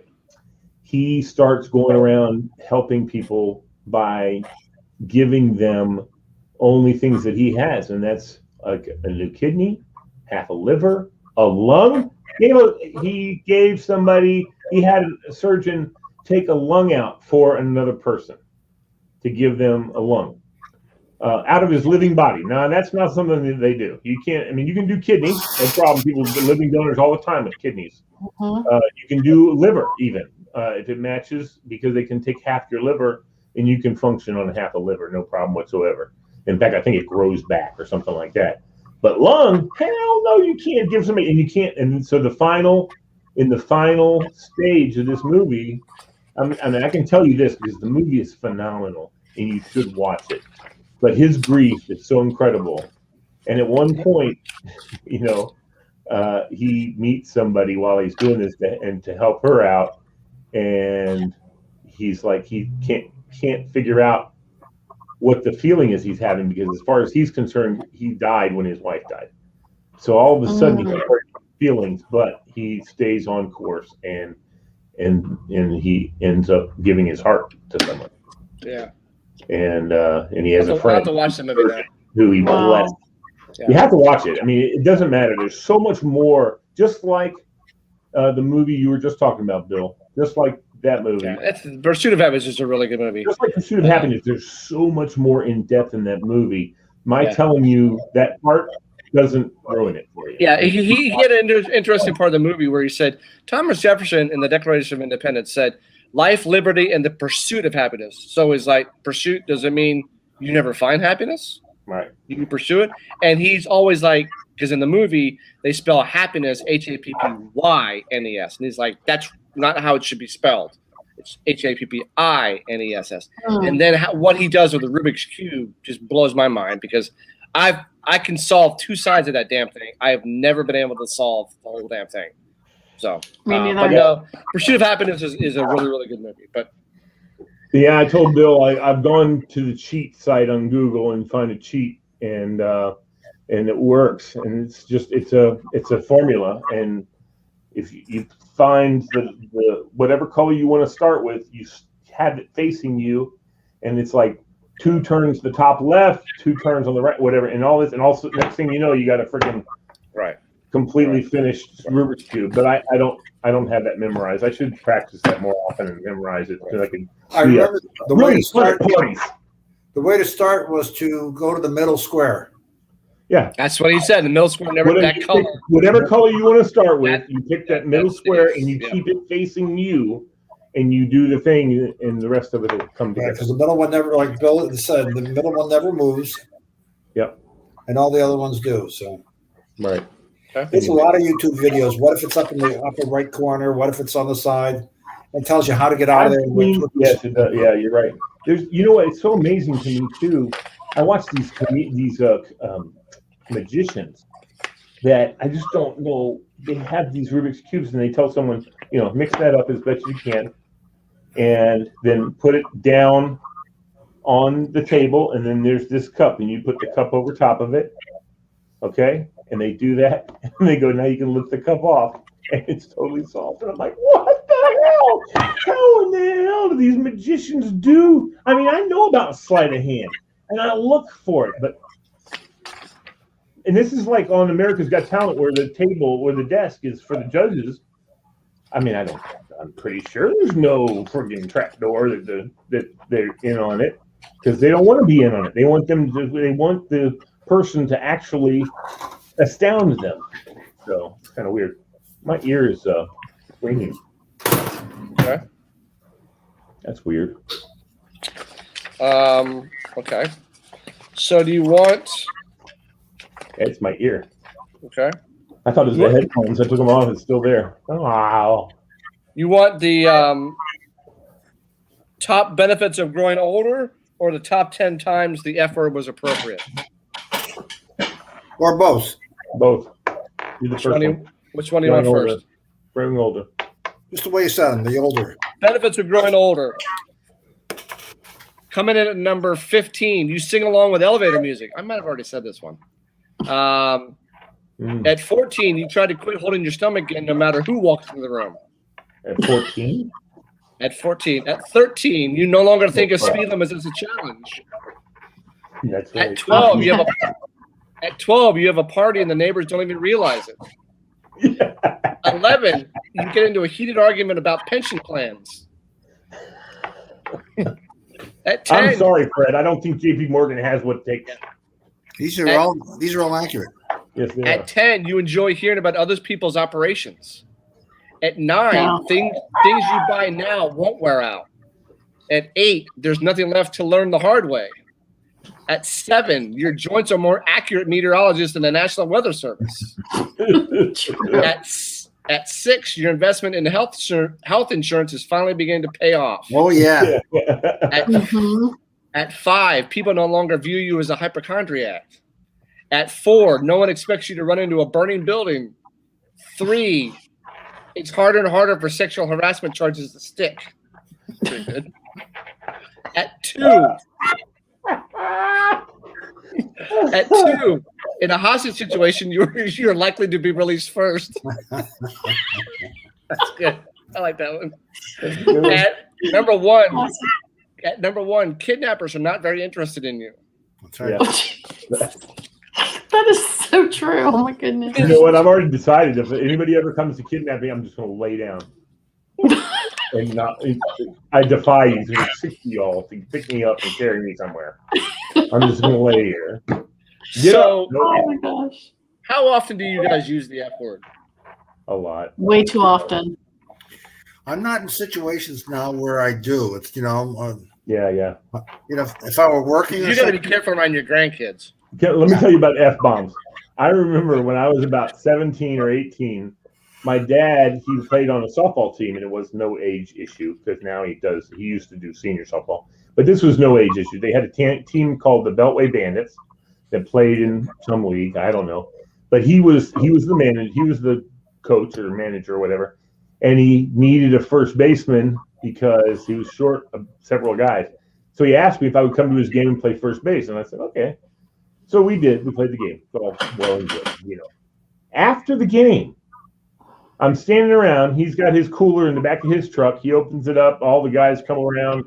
They're grabbing beers. And my dad starts talking with these guys. And he's like, F this and F that. And I'm going, I was like, I don't think my parents ever used it. Never heard my dad curse. I was like, what? He said, oh, you're damn right. You better effing believe that. And I'm just like, I was shocked. The F word is pretty liberating, I must say. I mean, it's when you let it out, it feels it's like taking in a breath of air. It just feels good. Just say it. What did you just say? When you say the F word, it's like taking in a breath of fresh air. Oh, the F. Okay, never mind. George. Yeah. I remember when I was, I don't know, early teen, 13 maybe. My father and his brother, my Uncle Kenny, we were all at a family event. We were all at a family on the yard, in the pool, the whole thing. And they start horsing around with our baseball equipment. I'm like playing with my cousins, but they take over. So my Uncle Kenny's pretending he's the catcher. My father's going into his windup to throw. And my Uncle Kenny's giving him signals. And one of the signals was he gave him the finger, and they both start laughing. Oh my God, my father knows that? My Uncle Kenny knows that? My dad was in the middle fingers? Oh my God. Oh, yeah. I don't think my parents ever used the F word. They never know. I've never heard either of my parents. Well, Bill, you just don't know because you know what? When Harvey and Reem are getting at it, Lee, I don't think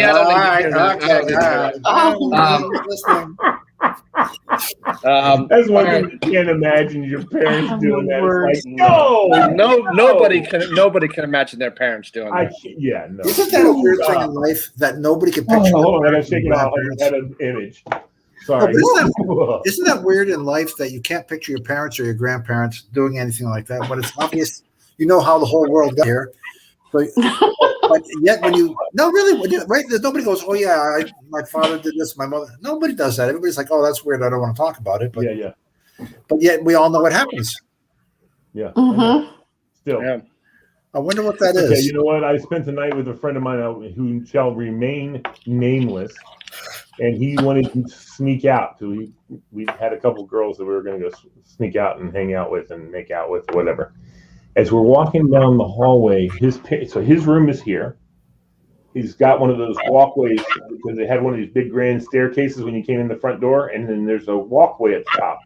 And there's his room, a bathroom.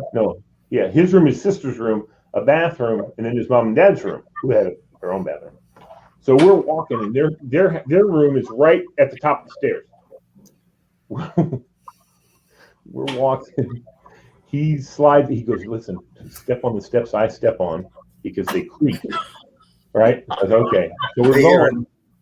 He steps to go down, and I start to, and I see the doors cracked at his parents' room, and I don't know. I looked in. Oh no, aren't you? No, aren't you? It was more gobbledygee. So with gobbledygee going on, I was like, oh my God. Yeah. I almost ran back to his room. I was just like, holy crap, I can't believe I just saw that. As Grease Man would say, he looked like a glazed donut after that. Yeah. Yeah, that's have you guys ever walked in on somebody in coitus? I did also with one of my roommates. No, I can't think that I ever have. I walked in one time with my roommates, not my Bill and Mark, but the first apartment I ever had. We were coming home late I was coming home late from work, and I walked in. Right on the couch was this guy who was a friend of one of my roommates, and his girl, and I was like, I closed the door and went out and waited for a little bit. Then I came back in, and they were kind of sitting on the couch acting like nothing had happened. I was like, I saw your bear. I walked in on a roommate, and they didn't even know I was there. I just closed the door and left. They were oblivious that somebody was there. So. Yeah. Oh no, they didn't know I was there at first. I think I closed the door kind of hard, like, okay, get your act together, and they did. So. All right. Here are some times that the F word was appropriate all throughout history. I don't suppose it's going to effing rain, Joan of Arc. Any effing idiot can understand that, Einstein. Where did all these effing Indians come from? Custer. Yeah. Scattered effing showers, my ass, Noah. And then what the F was that? The mayor of Hiroshima.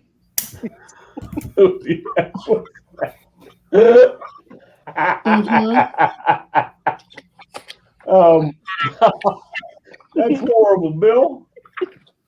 All right, last segment we're going to do for the evening. We're going to go back to the always fun Would You Rather. Okay. Would you rather have super sensitive taste or super sensitive hearing? Hearing. Super sensitive Hearing. Would you rather never lose your phone again or never lose your keys again? Phone.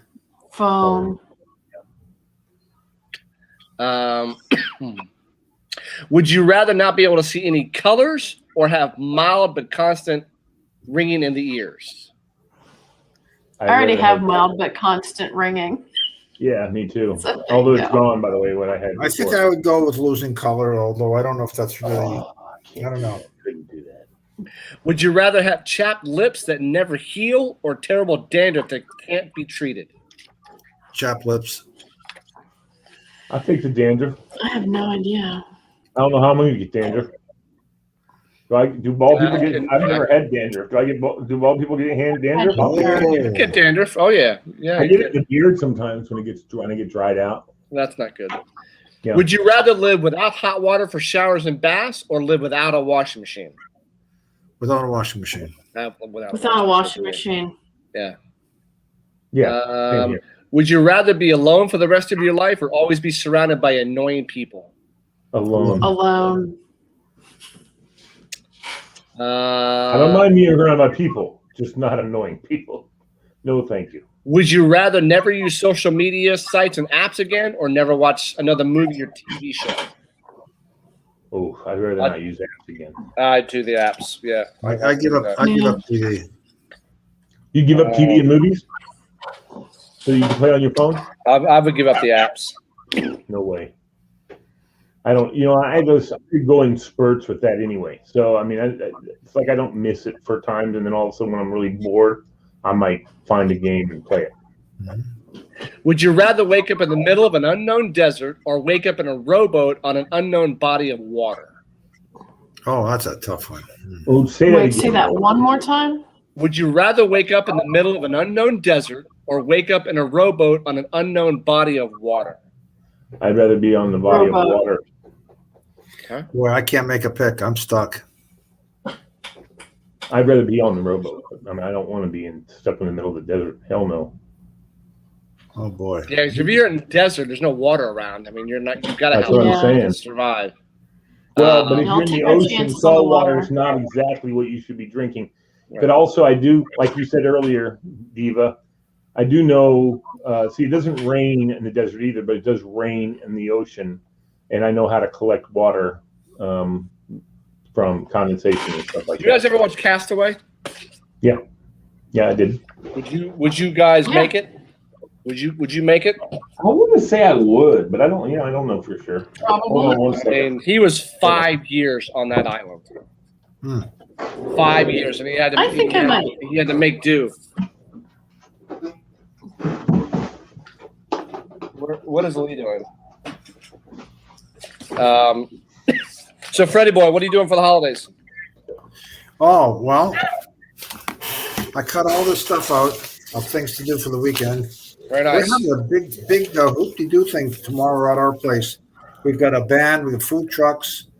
Both pools are open. I saw the cornhole. They were fixing them today. They said croquet, cornhole, When am I coming over? ping pong, kite flying, frisbee toss, catch and release fishing, fly fishing instruction, pickleball instruction, bocce instruction. When am I coming over? Come on, anytime. Seriously, come on over. When if they do that. Hey, you want those pancakes? Do what? Did you get my email today? My pancake email? Pancake email. So, When did you send it? Midday. I wanted to check there's a I got the one on the South Riding Parade. No, but this one's about IHOP. So there's an IHOP. I think it's 1.8 miles down the road, and I haven't been to IHOP in 40 years, 50 years. Oh no! Wait. You haven't No, been just to funny. an IHOP in 40 years? Maybe 30. After a couple games, we went to an IHOP. I take that back when we were shooting. Outside of you guys, probably 50 years, maybe I haven't been to an IHOP. Wow. I wanted to check their menu because I don't even know what they have anymore. And They have 4 kinds of syrups. there's only maple. Nothing else counts. They don't I've have, seen they the don't others, have but- maple. They don't have maple. Well, I ain't eating it. Well, anyway. What do they have? Old fashioned, strawberry, That's blueberry, maple. and pecan. Okay, I Old-fashioned don't maple. care. I don't care. I don't care. I don't care. It's got to be maple or it ain't nothing. So anyway, I must have signed up with my email because I got an email the other day saying there's a stack of pancakes for you. Come in sometime in the next 2 weeks. So I could have sworn I emailed it to you today. Let me see if I can find my email. Well, I can meet you at IHOP. I know where it is. I know where it's at. Let's go right now. I'll meet you there too. I'll drive out there. Come on. Yeah, I sent it at 3:34 today. To my Yahoo? To Wow. I'll have to find it. come on, show me who are. Yeah, Beano67 at Yahoo. I'll have to look for it. I would love to go right now, but the problem is now I'll be 54 at the end of this month. If I eat now, I'll never go to bed. That's the problem. And I can't do that no more. No, anytime in the next 2 I weeks. can't do it. Okay, yeah, I can't do that more. I no. I used to love Denny's at like 1 o'clock in the morning. I used to love it, but I'll never be able to go to bed, so I can't do it no more. Well, if you want to go sometime in the next 2 weeks, let me know. Yep, we can do that. I'm Well, off for or 3 if you- days. even if I'm not there, there's the number. Just go in and tell them you're Big Fred. Okay. No, we should definitely do that. If you haven't been there in 50 years, you got to go. So, Although we've been a couple of times when Brian ran the show, and right. I like their Swedish pancakes. That's the only thing I like there. Okay. No, their omelets are really, really good. So it's a stack of pancakes. Okay. If you don't use it, There are more restaurants coming out. Oh, we should go up to Loudon 1. There's a bunch of great restaurants up there. We should definitely go up there. I mean, we can go to Alamo to watch a movie. I mean, you can order meal while you're watching a movie, Why whatever. don't you guys double date? Bill will bring Julie and you bring Kathy, and you guys have a nice dinner. Could do that. Well, we And should maybe I'll do. bring Mary, and we'll have three-way. We should go up. They're bringing back the movie The Fugitive, so we can go to the Alamo and watch The Fugitive. That's a damn good movie. that is a That's good a movie. that's a really, really good movie. I'm in my summer themed movies of now. I gotta watch Jaws. I gotta watch I Know What You Did Last Summer. Dudes, big on the 4th casting of call. July? There's a big casting call in town that goes through the like Christmas time, and they're looking for old cars like mine. Okay. I just got it today. Let me see real quick here. What's the movie? Where are they filming it? Why don't I have it? I can't believe this. I don't know where it is. Hey, Greaseman. I mean, hey, Oh. Fred. Yo. Song, a love song of something I love very much.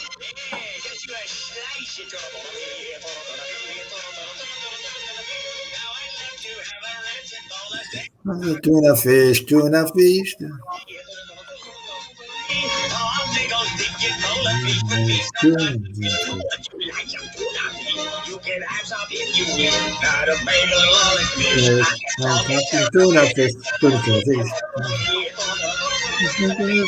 How I like to stick the rotten bowl of tuna fish. That was different. You guys have got to see. Lee and I were on these videos today. This is Tim Hawkins. Oh my God. He's hysterical. He is hysterical. Chick-fil-A. I could eat there 7 times a day, where the people laugh and children play. Oh, I'm in love with Chick-fil-A. Suddenly, I need waffle fries in front of me, with some nuggets and a large sweet tea. Oh, Chick-fil-A, you set me free. Kids, get in the van so we can go there today. But their stores are closed. Oh, I know. It's Sunday. Someday, that ever happened to you? This guy's good. Like Chick-fil-A. Chick-fil-A. Now I have to go to Subway. All right, guys. Do we know a movie called or series on HBO called We Own This City? I know the song "We Own This City" by Jefferson Starship. Josh Charles, Jamie Hector. I don't even know who these people are. Anyway, they're shooting July 26th to my birthday, November 16th, in the Baltimore, Maryland area. Okay. The casting, they need extras like everything. They need all age ranges, heights, and genders, and everything else. They need cars. Look at this. 2000. Well, you can't see it. 2003 to 2017, not white or not red. So I have a 2005 Camry. It's going to be perfect. And it's gray. It's perfect. They'll hide the back. What's the movie going to be called? It's called And why do they need old cars? We Own This City. Oh, Yeah. okay. So owning old cars is probably, it's a period piece. It's probably from whatever year they said. Right. I would love to drive one of those cars from the 1920s. Those are such badass cars. The one that has the door that opens up the other way. Yeah. And I want to own a Tommy gun. Those things would be so bad to own. You want to own a what? A Tommy Oh, gun. I love those things. I would love to own one of those things. That and a Gatling gun. I love to own a Gatling gun. Gatling gun would be That'd be awesome. cool. So, anyway, that's all I have for tonight. Hey, Interesting video of what is it, the Warthog. You ever seen that plane? The Warthog coming down. It's got 2 Gats out on each wing, shooting. Talk about tearing it up, man. It just everything gets lit up. That's crazy, dude. That's crazy. All right, it's after 10, almost 10:30. It's all kinds of things we could do. I could play some more Greaseman, but I'd lose Fred. Right. He'd probably fall Freddie out. boy, next Saturday we need to get down to the stadium early enough so we don't have to walk a freaking mile to the stadium. Yeah. So we'll figure that out this week. Everyone have a wonderful 4th of July. Enjoy with family. You too. Time to just relax and celebrate the birth of our nation. Awesome. Which technically wasn't signed on the 4th; it was signed on July 2nd. You know what, Bill? I got an idea. That's for another day. Hey, Fred. Hmm. I got an investment idea for you. I'm all ears. I'll be the driver, or Bill. We need to get 2 of these buses like the kind that they have, like Reston Limousine has, the kind that has like seats like 20 people. Yep. And we go to these games, and we go out to the parking lots, and for $2 each, we'll give people a ride down to drop them off right at the front of the stadium. There you go. And then you go back out of the parking lot, say $2. $2 is all it takes, and we'll take you right to the front of the front gate. And we can do that at Redskin games. We can do that anywhere because they allow people for drop off. They allow drop off. And I make some money. And in addition to the $2, there'll be tips too. Of course. Yes. Oh yeah, you talk to them about the game and stuff coming up, and when you're driving down. Oh, I'd love that. Bill will drive, and I'll be like the guide. You'll be the pimp. You'll be the pimp on the corner. I'll be the pimp on the corner. Hey now. Guys are bad. That's Hey now. years ago when the Chicago Bulls, Nick was 15, whatever, 94, 95. Chicago Bulls had the worst announcer. But when they were in their peak, yeah, I was in Chicago. I said to the guys at the bar, I said, I'm going to go watch the game in person. I'm going to get a ticket. They said, you'll never get a ticket. Anyway, the ticket scalpers had scalpers. Like I went to this first guy. He said, you looking for tickets? I said, yeah. I forgot what he wanted to get paid to go see the guy with the tickets, and you got to pay him. So just to find out who the scalper was who really had the ticket, you had to have the scalpers had scalpers, and tell them Louis sent you. Actually, what was funny that game, I said, I'll be back. I walk over to the window and I'm laughing, and I said, I'm sure this is a ridiculous question, but there's no tickets for tonight's game, are there? And he says, yeah. I said, thank you for 10 years of sellouts. I said, yeah, okay, I got it. He said, I got tickets. This guy behind the window. I said, what do you mean you got tickets? Yeah. And it's the box that's held back in case anybody should. In fact, they even said, like, if Jimmy Carter wants to come to the game tonight, we got a box. So this box of 8 seats was beautiful. It was right at the midcourt line at the second level up. And we all talked to each other, like, how'd you get in? How'd you get in? How'd you get in? And everybody had a slightly different story. One guy paid a scalper, and he paid a fortune for that ticket. But we were all sort of by ourselves. We were like one ticket each, guys. And we went in. I had a great time.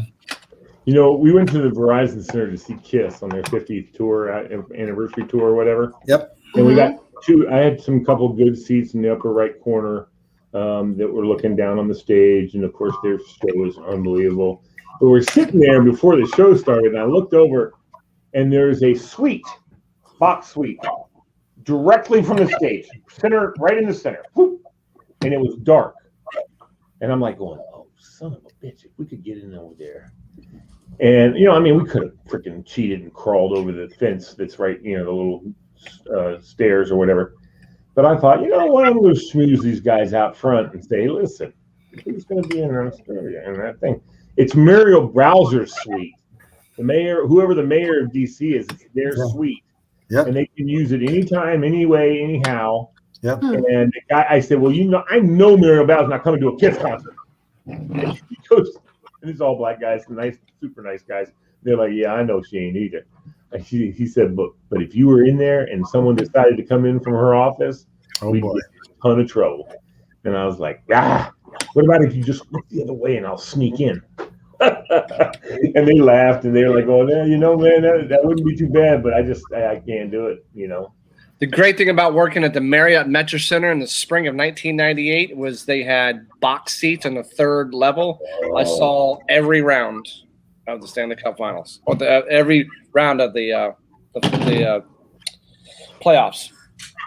Had a chance to use the Marriott suite because bring a customer and get tickets, and dude, it was nice. It was awesome. It was so awesome. That's cool. So. Yeah, I'd love to get a list of the different, like you have these old lawyers who have season tickets and stuff, Bill. I'd love to get a list of all the companies that have the suites, because I've gone to the Cap Center and gone up into Michael and Son suite, and we were using the suite, but the refrigerator was locked down. There was no service to the suite or nothing like that. So I was like, damn, come on, man. The guy who brought me, he's like a big buddy of the guy who owns Michael and Sons. I think you couldn't get him to open the fridge for us. Did you go with Bassam? No. Who's Bassam? Bassam, he's the owner. Oh, no. But Bassam and my buddy, Soju, what's his first name? he doesn't work for them anymore, but he and Bassam calls him all the time to come be a supervisor and come work for him and all that kind of. He's in business for himself right now, Nice. and he's doing really well. But Eves is his name. Eves. He's from Haiti, but he's actually from the Bronx, New York.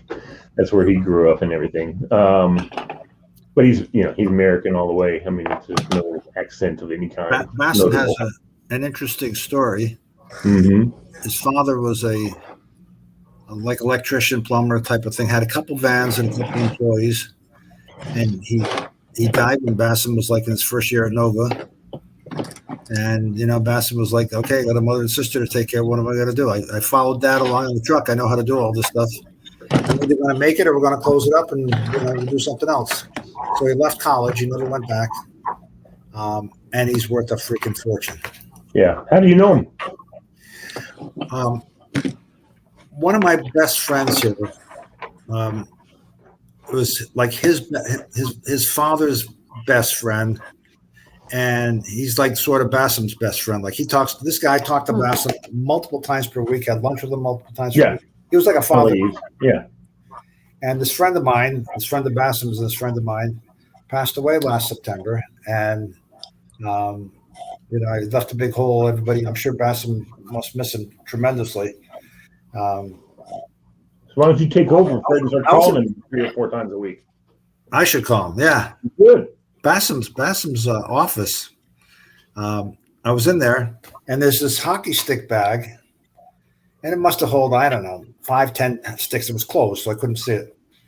And I said, "So, like, what's with this?" He said, "Oh, those are Nicky Backstrom sticks." I said, "You have a bag full of his sticks?" "Oh yeah, I gave it to me." Damn, those things are worth a fortune. I'm still jealous when you and Tony went through the old MCI center to grab a bunch of stuff. I mean, oh man, good Lord. Wow.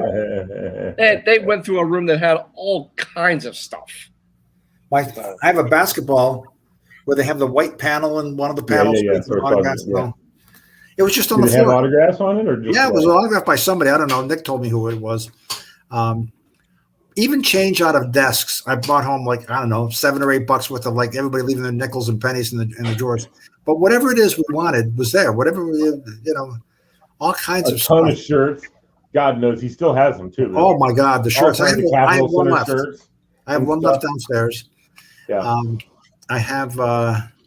Oh my God! Remember the mugs I had? It said Verizon Center. Yeah. I had like 4 cases of mugs. I must have 96 mugs. Oh, there's Tony. Old Capitol Center office building. Oh God, that's what it was called. And Tony got a lot of McDonald's stuff. People left like wrappers and napkins and menus and stuff like that. He was in hog heaven. Oh, he was a happy man. He was a happy Tony, weren't you, Tony? That boy. He ought to come on with us, but we're about to get off here anyway. No, that was a pretty cool. We had a good time. It was like, wow, check this out. There was stuff we couldn't take. There was like a whole. Oh, I know. He was pissed off. He was like, a whole mural that I wanted to take. He was like crying almost. Yeah. He had a ton because he filled and the executive offices with the nice. Now it was worn furniture, but it was nice stuff. That would have been awesome. He's absolutely happy. And they had Tony. We really absolutely happy. There you go. Oh, Tony, that's sweet. They had all kinds of old toner and printer, even for like dot matrix computers and printers. They weren't good. I was telling a buddy of mine, Lee's nodding. Those things are worth a freaking fortune because if you have the machine and you need it, you can't find any of those. Dude, I used to be the acquisitions guy and receptionist at the United States Senate Sergeant at Arms, where all the different groups were, the IT people, the electronic, whatever, all that stuff, and the financial people and everything. And I was the guy that you put in your order with to get stuff. Let me tell you, that toner, woo, that's some expensive stuff, man. Really expensive, because we had those big, huge copiers. So we went through toner like crazy. Because there was about 700 people that worked on that place, and they're constantly printing crap. This was before really using Word, even though Word was available at the time. People didn't really use that and they would print it out and have a hard copy of it, of everything they ever did. So also that was also the emergency preparedness people. This was back right after the what was it that we did the coup for? What was the coup for? Oh, that was for 2000, for 2001 or whatever it was. Oh, no, after 9/11. I'm sorry. That was after 9/11. We had to do a continuation of operations. Very good. Coop. Oh, yep. We had all the coop planning. Were you working at we got DOT then, and our coop was only in Arlington. We didn't have far to go. The more serious you were, the farther you came out near my area, out here near me and Billy, and out to the mountains. Let me tell you something. We had their local 2 different hotels that were on standby. Wow. If anything ever happened, they had a big meeting room, this gigantic meeting room, so that the Senate could stay operational. Yeah. And they would move everybody to this hotel. And of course, they still have Greenbrier or whatever it is out in West Virginia or southern Western Virginia. That's a long-term kind of an issue with all the people. But if it's just something that shuts down, then the other thing too was every computer in the Senate was mirrored to computers. Yes. I think they still are. There's a big thing. America's most livable city. Well, I went to that place and we went down some like old road, turned left, made a right, and then we pulled up to this gate. And dude, when we pulled up to the gate, 4 Capitol Police officers walked out with their rifles, and they're like looking at us. One of them walked up, "Can we help you?" And we're like, "Yeah, we're with the Senate," and whatever, and gave us our. He goes, "Let me see everybody's ID." Everybody had to turn their ID and show their ID to the guy. But then we went in, and oh my God, dude, I was driving, so I was the reason why I went. Because I was Mr. Whatever guy. But it was crazy, dude. We went, and it was just there to survey it. Hey, did you ever work in government? I have worked in government and for government, so. Absolutely. You're a prosecutor, right? I worked for the Hamilton County Prosecutor's Office. I worked for the Ohio Attorney General. Oh. So I've done all kinds of stuff. I was an elected official locally here until I moved. Had to give that up. What were you? I was a township commissioner. Wow. But I needed to get my kids out of the area into a better location, so I had to move. So I had to resign my position, but that was okay. I was more than happy to. I'm sorry, I have to put my kids in another school system. And then I've had federal or state or local government clients my whole life. Yeah, that's cool. Wow, that's cool. All right, guys. Bill, see you later. Fred, all right, guys. Sign off. Wonderful weekend. Have a great holiday weekend. All right, everybody, have a great time. Oh, eat a lot. Fred, what are you doing for 4th of July? What am I doing? Yeah. On the 4th, tomorrow we're doing the thing in the neighborhood. On the 4th, we're going to our old neighborhood. We always have a Memorial Day, 4th of July, Labor Day thing. Cool, very cool. Have fun. This will be his first time going back there. No, we've been back. Oh, you have? Okay. All right. Yeah. All right. Well, it's always weird. It's always weird. You think, there's my house or there's the house. I mean, I used to go in that house, and it's all right though. Yeah. Night, dudes. Cool. Take it easy. All right, guys. Have a good night.